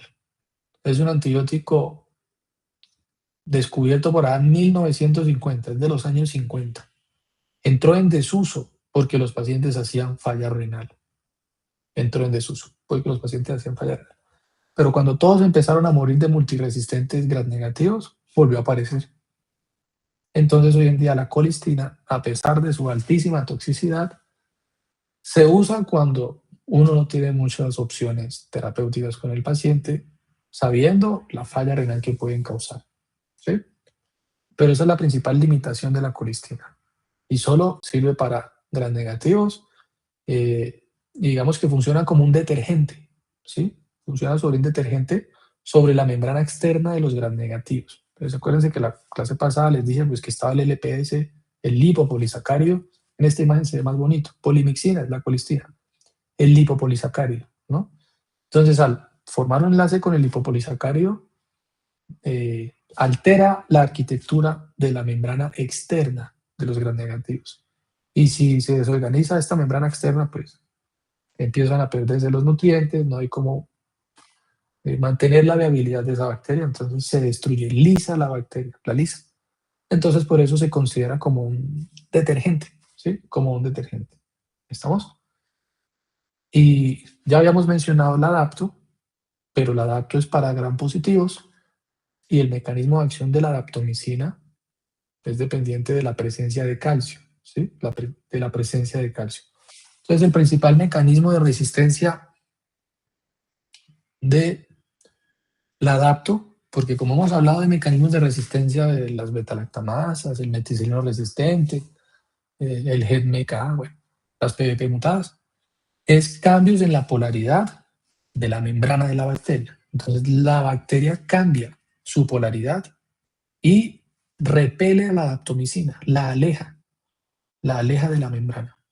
Entonces la membrana o la adapto que iba a llegar a la, busquemos la imagen aquí, adapto, que iba a llegar a la membrana a desorganizarla, no llega. ¿Por qué no llega? Porque la bacteria cambió su polaridad. Entonces el antibiótico se aleja de la membrana. Y ya no hay mecanismo de acción y ya no se puede insertar el adapto ahí. Y cuando el adapto se inserta ahí, pues genera unos rotos en la membrana. Abre huecos en la membrana y eso termina lisándose completamente. Porque todos los nutrientes se le salen a la bacteria, ¿sí? Entonces el adapto abre unos huecos en esas membranas. Pero si la bacteria le cambia la polaridad, ya el adapto no tiene ese efecto detergente. Principal indicación del adapto, gram positivos, como ya lo vimos, incluido el meticilino resistente. Problema del adapto, ¿cuál era el problema del adapto?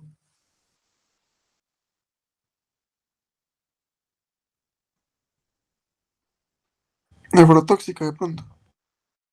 ¿Cuál? Creo que nefrotóxica. Genera daño muscular.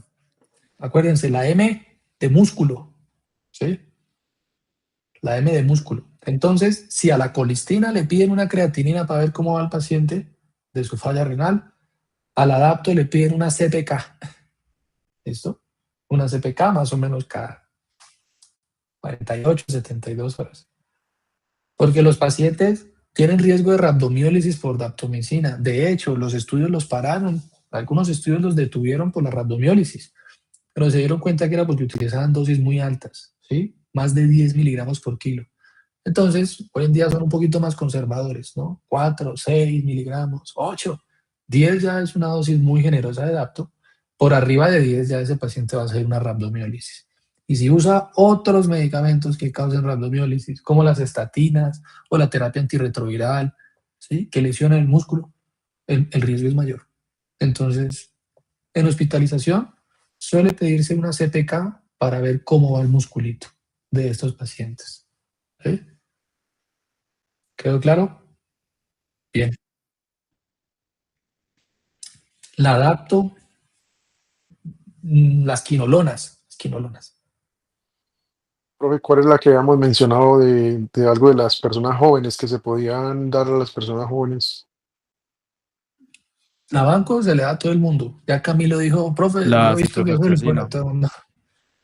Pero las quinolonas son las que hay que tener cuidado. Sobre todo con los viejos, bueno, con los adultos mayores. Porque como los adultos mayores tienen tantas condiciones juntas y no tienen tanta reserva funcional, el riesgo es mayor, ¿sí? Pero el INVIMA en su momento, aquí está, bueno, busquemos la alerta del INVIMA aquí en Google. Sacó una alerta sanitaria diciéndole a los médicos en Colombia, médicos, por amor a Cristo, quinolonas, INVIMA, piensen en otro antibiótico antes de las quinolonas, ¿sí? Entonces, las quinolonas hay que restringirlas por riesgo de reacciones adversas que son duraderas, incapacitantes, potencialmente irreversibles. Descripción del caso, bueno, aneurismas, ¿listo? Ruptura de los tendones, tendinitis, artropatía, neuropatía. Entonces, en Estados Unidos es la misma historia. Tiene etiquetas negras allá de alerta, ¿sí? ¿Cuándo se recomienda una quinolona? Cuando no hay nada más que darle al paciente. Nada más. Pero son muy buenas, porque son antibióticos de amplio espectro que sirven hasta para tuberculosis. Que un antibiótico sirva para tuberculosis, que sirva para gram negativos, para gram positivos, para los meticilinos resistentes, este es un antibiótico perfecto. Las quinolonas tienen eso. Cubren hasta lo que ustedes no se imaginan. El problema es la seguridad, ¿sí? Entonces aquí están las advertencias de seguridad. Si es un paciente joven, el paciente joven aguanta un poquito más por su reserva que un adulto mayor. ¿Listo? Eso fue quizás lo que estábamos mencionando. ¿Bien? Doc, volviendo a la daptomicina, usted mencionaba que era un antibiótico dependiente de calcio. De la ¿Eso presencia puede de llevar a alguna calcio. eso puede llevar a alguna contraindicación en el uso de algún paciente que tenga, no sé, una hipocalcemia o algo así? Pues más que una contraindicación es que puede, digamos, haber cambios en la eficacia o en el funcionamiento del antibiótico, ¿sí? Pero no es que esté completamente contraindicado, sino que puede afectar su eficacia. Profe, qué pena. ¿Y la daptomicina es de pared o de membrana? Eso no me quedó claro. La adapto de membrana. No Ok, sé si ok. dije pared, membrana. ¿Dije pared? Sí dije pared, excusas. Membrana. ¿Sí? Entonces, Y que solo es efectiva en gram positivos, entonces nomás. sí, es un antibiótico de gram positivo. Entonces uno se viene a la otra tablita y uno dice, bueno, ¿qué es lo que cubre esta cosa? La adapto, que está aquí, dentro de los lipopéptidos. Antibiótico de membrana, gram positivo. Listo. Cubre los gram positivos en general. Cubre el MRSA. Y cubre una bacteria que no está en Colombia, que es el BRE o la BRE, que es el enterococo resistente a banco. En Colombia no hay. Pero en otras partes del mundo, en donde tienen enterococos resistentes a banco, es una muy buena alternativa, ¿sí? En Colombia hay muchos enterococos y ustedes en sus servicios van a ver paciente hospitalizado con infección por enterococo fecalis. Eso se puede tratar con ampicilina, si es que es sensible. A veces con amoxi, si es que es sensible. Cuando esto sale resistente, ya el tema se vuelve aburridor, porque el enterococo, ¿listo?, responde a muy poquitos antibióticos, a muy poquitos. Y dentro de esos antibióticos que responde el enterococo, está la banco, Y usted dice, ¿pero por qué no está aquí? Bueno, porque estamos hablando del enterococo sensible a banco, que es el que usualmente está en Colombia. Entonces, muchos pacientes con enterococo a veces están con banco, ¿sí? Pero en otros lados del mundo, en donde tienen el BRE, que es el enterococo resistente a la banco, toca echarle mano al adapto. Y este BRE, este MERSA, y pues estos que son los gram positivos, pues solo sirve para gram positivo el antibiótico y de aquí para allá no cubre nada. Nada. ¿Listo?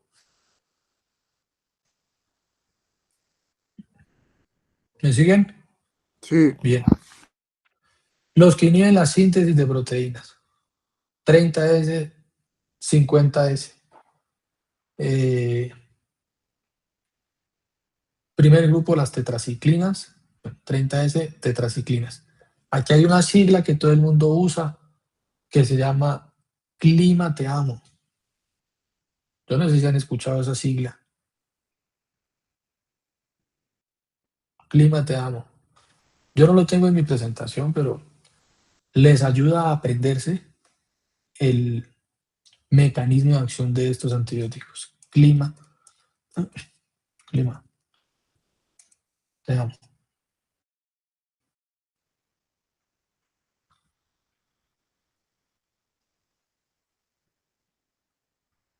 Entonces, estos antibióticos inhiben la síntesis de proteínas. El Clima Te Amo inhibe síntesis de proteínas, ¿sí?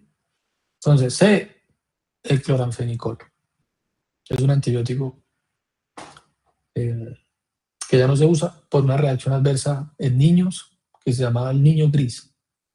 ¿Listo? Síndrome de niño gris. Los niños se morían de falla hepática porque no tenían una enzima para metabolizar el cloranfenicol, pero era un buen antibiótico. ¿Listo?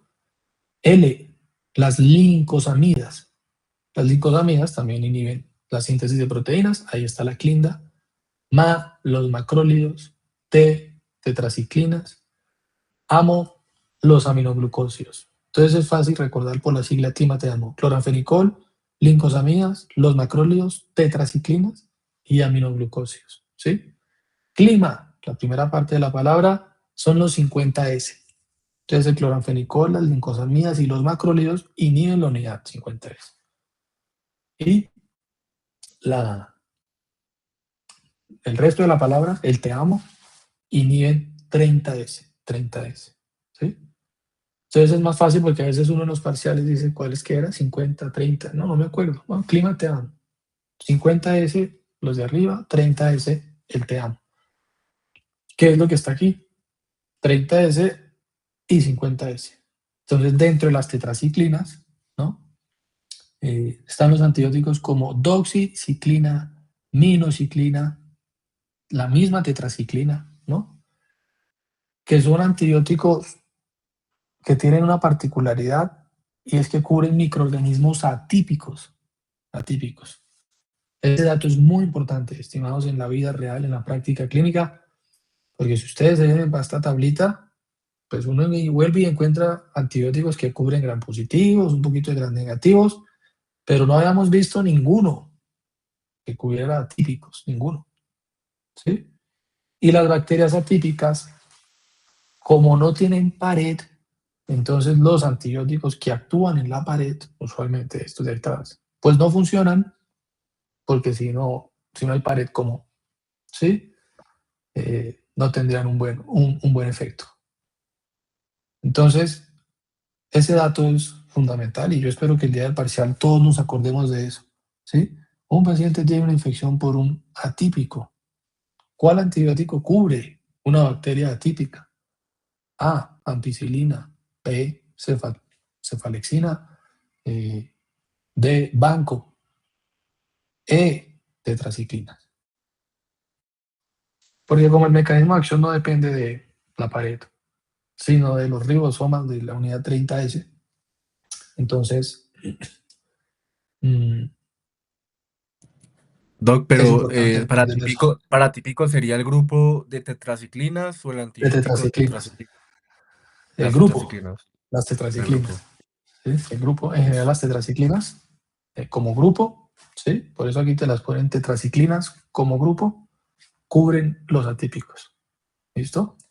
Y por eso es que en muchas guías de infecciones de transmisión sexual está la doxiciclina, ¿no? Para el tratamiento de algunas ITS. Yo sé que de pronto ustedes han revisado ITS o incluso la paciente que es víctima de delito sexual, de pronto la tetraciclina está ahí metida en el protocolo. ¿Listo? Por las ITS que son causadas por atípicos. ¿Estamos? Muy usados en acné, ¿no? La minoxiclina, la doxiciclina, son antibióticos que tienen eficacia para el tratamiento del acné y tienen muy buena penetración en la piel. Pero ahí es donde viene su problema con la piel. Y es que se deposita y se acumula tanto en la piel que cuando el paciente se expone a la luz solar, tiene metabolitos que son muy fotosensibles. Entonces las tetraciclinas son muy fotosensibles y genera mucha irritación cutánea. Mucha irritación cutánea. Creo que hace poquito, no me acuerdo el mes exacto, pero hace poquito salió un caso clínico en el New England que hablaba de eso.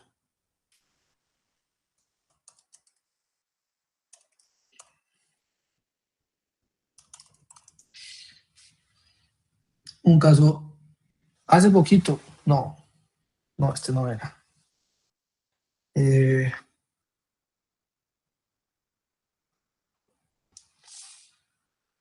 Porque la imagen fue bastante interesante.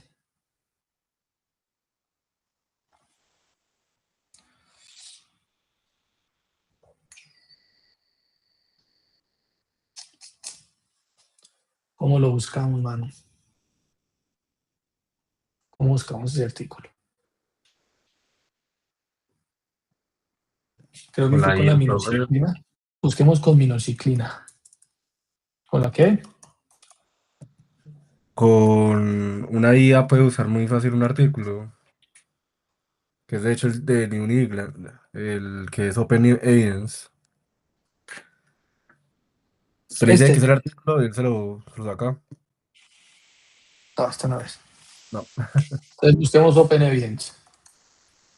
Ayúdame a buscar, ¿sí? en inglés, en inglés. Toda esta vaina lee en español. Un Ah, bueno, yo artículo siempre la escribo en inglés. del New England que habla sobre la fotosensibilidad de las tetraciclinas.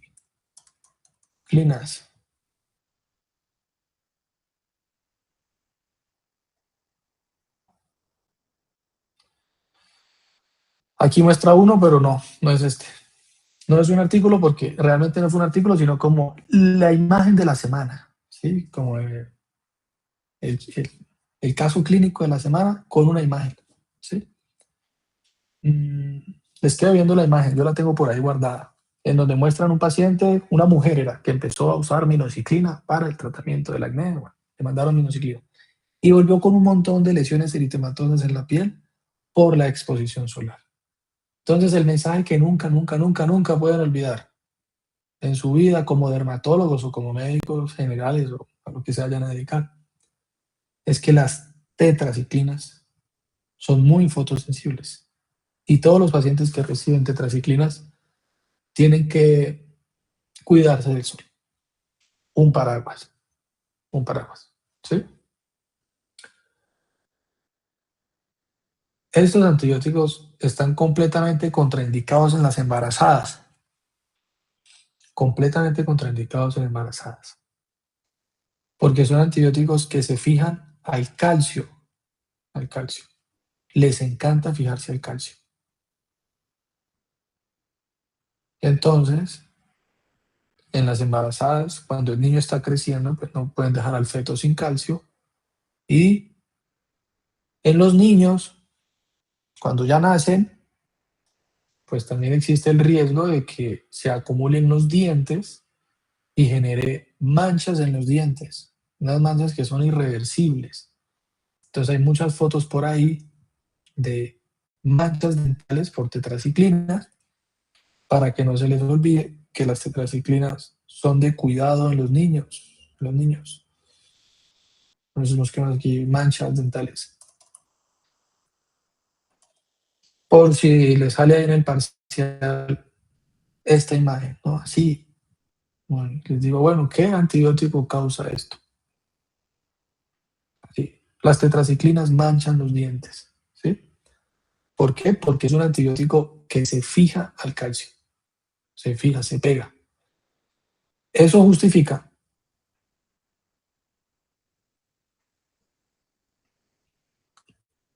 y nos deja claro que entonces este grupo de antibióticos jamás podrá ser administrado con ningún ion divalente.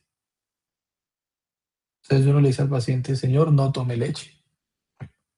Pero no solo es la leche, es que ese paciente puede estar tomando carbonato de calcio porque se está suplementando, o algún multivitamínico que le vendieron en la farmacia, o Milanta para la gastritis, ¿no? Entonces el paciente está en un tratamiento con tetraciclina y está tomando o leche o suplementos con calcio, o es una señora que toma suplementos de calcio, o Milanta, ¿no? Porque la Milanta pues también tiene iones divalentes como el aluminio, el magnesio, entonces no se pueden combinar.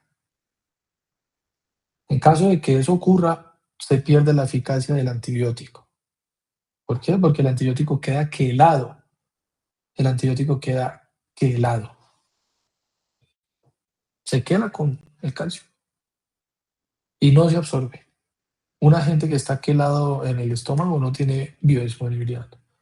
Entonces, pues no hay mecanismo de acción. ¿Listo? Ningún antibiótico debería consumirse vencido. Ningún medicamento, de hecho. Pero es realmente importante para este grupo, para las tetraciclinas. Porque a veces los pacientes, con el desespero de que no les entregan un medicamento, ¿sí? Pues usan medicamentos vencidos. Eso es muy descabellado que alguien use medicamentos vencidos. La semana pasada aquí en Bogotá le echaron mano a un médico por poner un implante subdérmico vencido. Unos implantes. ¿Qué opinan de la noticia? ¿Ah?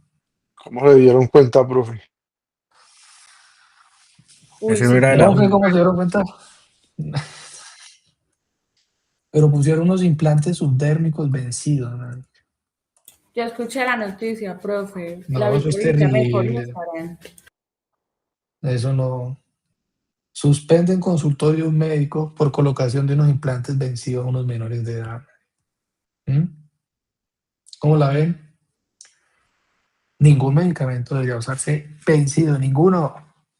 Bueno, tocó sacarle el dispositivo, ¿no? De pronto con los anticonceptivos no es tan grave que estén vencidos. Lo grave es que se embarace, pero con las tetraciclinas es realmente importante. Porque cuando llevan mucho tiempo almacenadas, aparecen unos metabolitos, ¿no? Ellas se degradan solitas allá en el paquete y aparecen unos metabolitos que pueden estar relacionados con una reacción adversa que se llama el síndrome de Fanconi. ¿Sí? El síndrome de Fanconi por tetraciclinas. Acidosis tubular, falla renal, falla hepática, y se mueren. Puede ser muy grave en los pacientes. Muy grave. Entonces, las condiciones de almacenamiento de las tetraciclinas son muy importantes, ¿sí? Y revisar las fechas de vencimiento de estos antibióticos es realmente importante. A veces cuando va la Secretaría de Salud a los hospitales a hacer revistas de seguridad por ahí, se dan cuenta que en las farmacias, en las neveras de cuidado intensivo tienen medicamentos vencidos, ¿sí? ¿Alguna vez ha estado en una visita de estas? ¿No? Los que han trabajado en auditoría, no, nada. Pero medicamentos vencidos allá en las neveras, ¿sí? ¿Quedó claro las tetraciclinas? Sí. Bien. No se les olvide los fatídicos. Glicilciclinas. Glicilciclinas. Las glicilciclinas son derivados de las tetraciclinas, ¿sí? Es un derivado. Mire, ciclina, ciclina. ¿Listo? Solo que tiene unas particularidades en cuanto al espectro. En cuanto al espectro. Entonces, la TIGE, que está aquí, hay otros derivados, pero la que está en Colombia es la tigeciclina, la que se consigue en Colombia es la tigeciclina. ¿Sí? Al ser un derivado y al tener modificaciones estructurales, tiene muy buen cubrimiento contra el meticilino resistente. Entonces, si no es Clinda, si no es Banco, si no es Dapto, si no es Trimetoprim, los que estamos viendo para cubrir el MERSA, la tigeciclina puede ser una alternativa. ¿Listo? No es primera línea porque primero se usan los otros, antes de la TIGE. ¿Bien? Y además, también cubre el enterococo resistente a banco. Que como les decía, para Colombia de pronto esta bacteria no es tan relevante porque no es de circulación. Pero ¿qué tal de ustedes se vayan por allá a Estados Unidos a hacer su especialización y allá tengan enterococo resistente a banco y la opción sea TIGE? Y muchos de ustedes se especializan por fuera de Colombia porque ya hay varios que han pasado en Argentina, en Chile, en México, ¿sí? En España, bueno, se van a trabajar por fuera de Colombia. Y por allá de pronto sí consiguen la bacteria. ¿Listo? Entonces la TIGE es una muy buena alternativa y además sigue cubriendo lo que cubren las tetraciclinas básicas, que son los atípicos, pero también cubre anaerobios.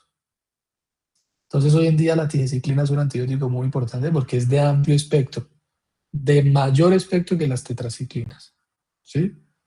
De mucho más margen de las tetraciclinas, pero sigue siendo un derivado de ellas y sigue siendo o sigue teniendo el mismo mecanismo de acción. De pronto una particularidad con TIGE es que puede estar asociada a falla hepática, ¿no? Puede tener algo de toxicidad a nivel hepático. Entonces eso también hay que vigilarlo. ¿Listo? Hay que vigilar las funciones hepáticas con la tigeciclina. Bien, pero creo que quedó claro este antibiótico que está aquí del grupito de las glicilciclinas. Siguiente grupo son los aminoglucósidos, que siguen siendo inhibidores de la 30S. Y estos antibióticos tienen algunos problemas particulares. El primero es que son antibióticos muy básicos. Son bases. Entonces tienen muchos problemas de absorción, muchos problemas de biodisponibilidad. Entonces no vienen por vía oral. Entonces, no hay por vía oral.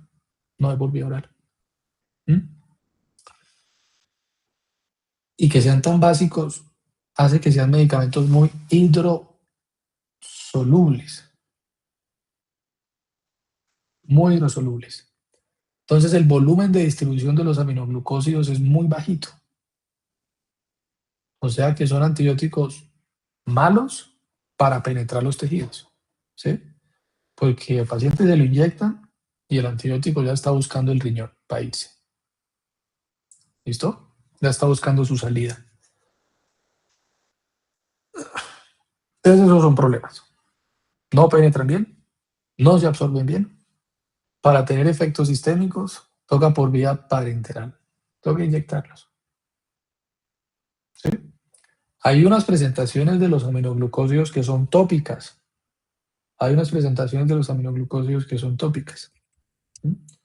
La neomicina. La tobramicina que ustedes tanto formulan para los orzuelos. ¿Sí? Entonces estas presentaciones tobramicina, neomicina, se consiguen en muchos preparados oftálmicos.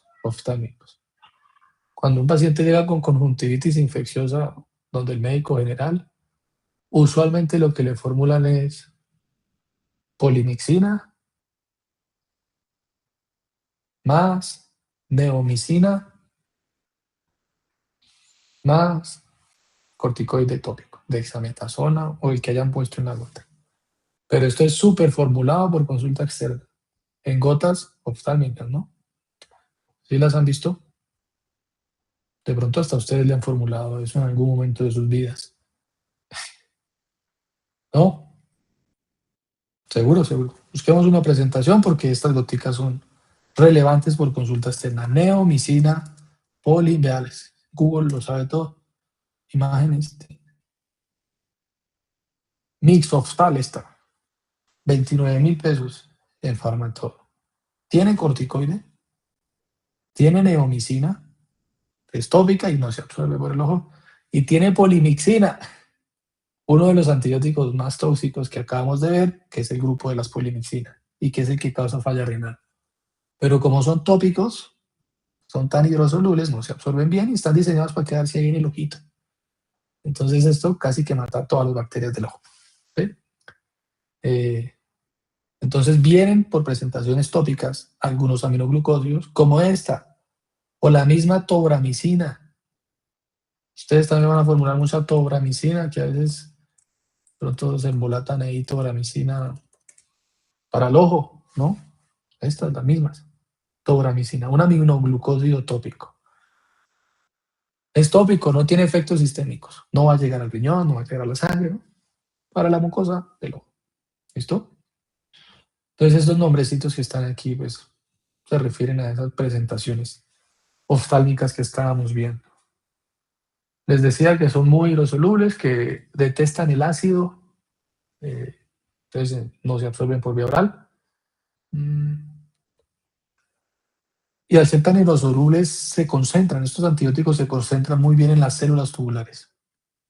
Tienen buena concentración en las células tubulares y su principal inconveniente en la práctica clínica es ese, es la falla renal. Y específicamente el mecanismo de falla renal que producen es la necrosis tubular aguda, ¿sí?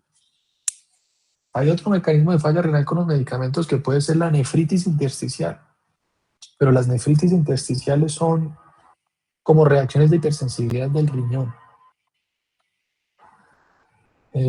Entonces el patrón, digamos, más documentado en las biopsias de los pacientes que usan estos medicamentos y hacen falla renal es la necrosis tubular aguda. Las células se necrosan y hacen falla renal. ¿Sí? Por eso hay que estar vigilando la creatinina de estos pacientes también. Y a los pacientes hay que estarlos hidratando bien con los aminoglucósidos. ¿Listo? En las embarazadas como que no gustan tanto, porque se han reportado casos del otro problema que tienen estos antibióticos, que es la ototoxicidad. Ototoxicidad. La sordera irreversible. Y hay casos reportados de niños, de mujeres en embarazo que recibieron un aminoglucósido y el niño nació sordo. Y si no está embarazada la señora, sino que usan el antibiótico en un adulto mayor,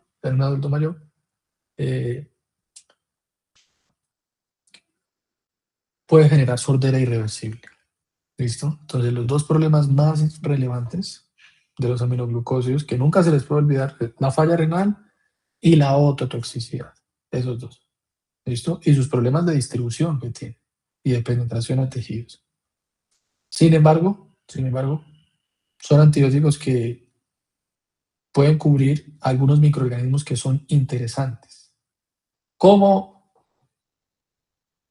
pseudomonas, ¿listo? Y como gram negativos. Entonces se usan mucho para infecciones de vías urinarias, ¿sí? O como antipseudomónicos. Creo que la sesión pasada, yo les decía que el mecanismo de acción de los aminoglucósidos depende de la presencia de oxígeno.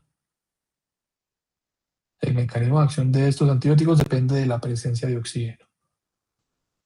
Si no hay oxígeno, no funciona. Entonces, en bacterias anaerobias, su uso, por definición, queda descartado. ¿Listo? Bien. Se ha tratado de optimizar un poquito la penetración de este antibiótico a ciertos tejidos como los pulmones. Entonces yo les decía que en algunas unidades de cuidado intensivo, algunos hospitales, pueden nebulizar antibióticos.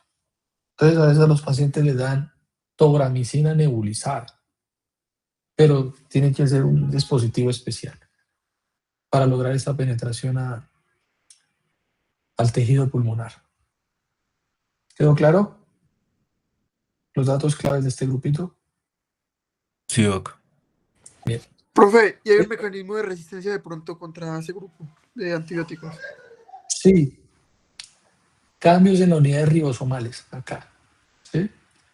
Entonces, en esta imagen, que es como el resumen de los mecanismos de resistencia, ¿listo? Muestran diferentes grupos de antibióticos. Y aquí salen, ¿no? Los antibióticos que actúan en la unidad 50S y 30S, pues pueden tener como mecanismo de resistencia cambios en su sitio de unión. Entonces, las mutaciones o los cambios de la unidad ribosomal hacen que el antibiótico ya no reconozca ese sitio de unión. Estamos lo Sí. mismo aquí, polimixina. Si la polimixina se une al lipopolisacárido, ¿no?, de la membrana externa y lo modifica, porque entre el lipopolisacárido está el lípido A y lo cambia, pues ya las polimixinas quedan descartadas, ¿sí? Y ese cambio puede estar mediado genéticamente, ¿no? En algún momento salió una noticia en el país, es que en Colombia salen unas noticias bien raras, ¿sí? La noticia decía lo siguiente, hablando del mecanismo de resistencia de los aminoglucósidos y también de las polimixinas.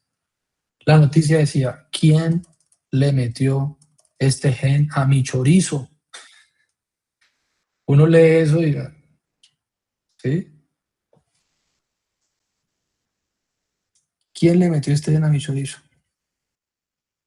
Decía la noticia. Imágenes. Ayúdenme a buscar. ¿Lo dice por ahí? ¿Quién le metió este gen a mi chorizo? Espérenme, buscamos aquí colistina. A ver si de pronto, refinando la búsqueda, aparece bien lo que estamos buscando. Y esto va a quedar sin batería. Mire, ¿quién metió ese gen en mis chorizos? Decía la noticia, ¿no? El uso excesivo de colistina genera resistencia. Entonces la colistina es un antibiótico que se ha utilizado mucho en los animales, muchísimo.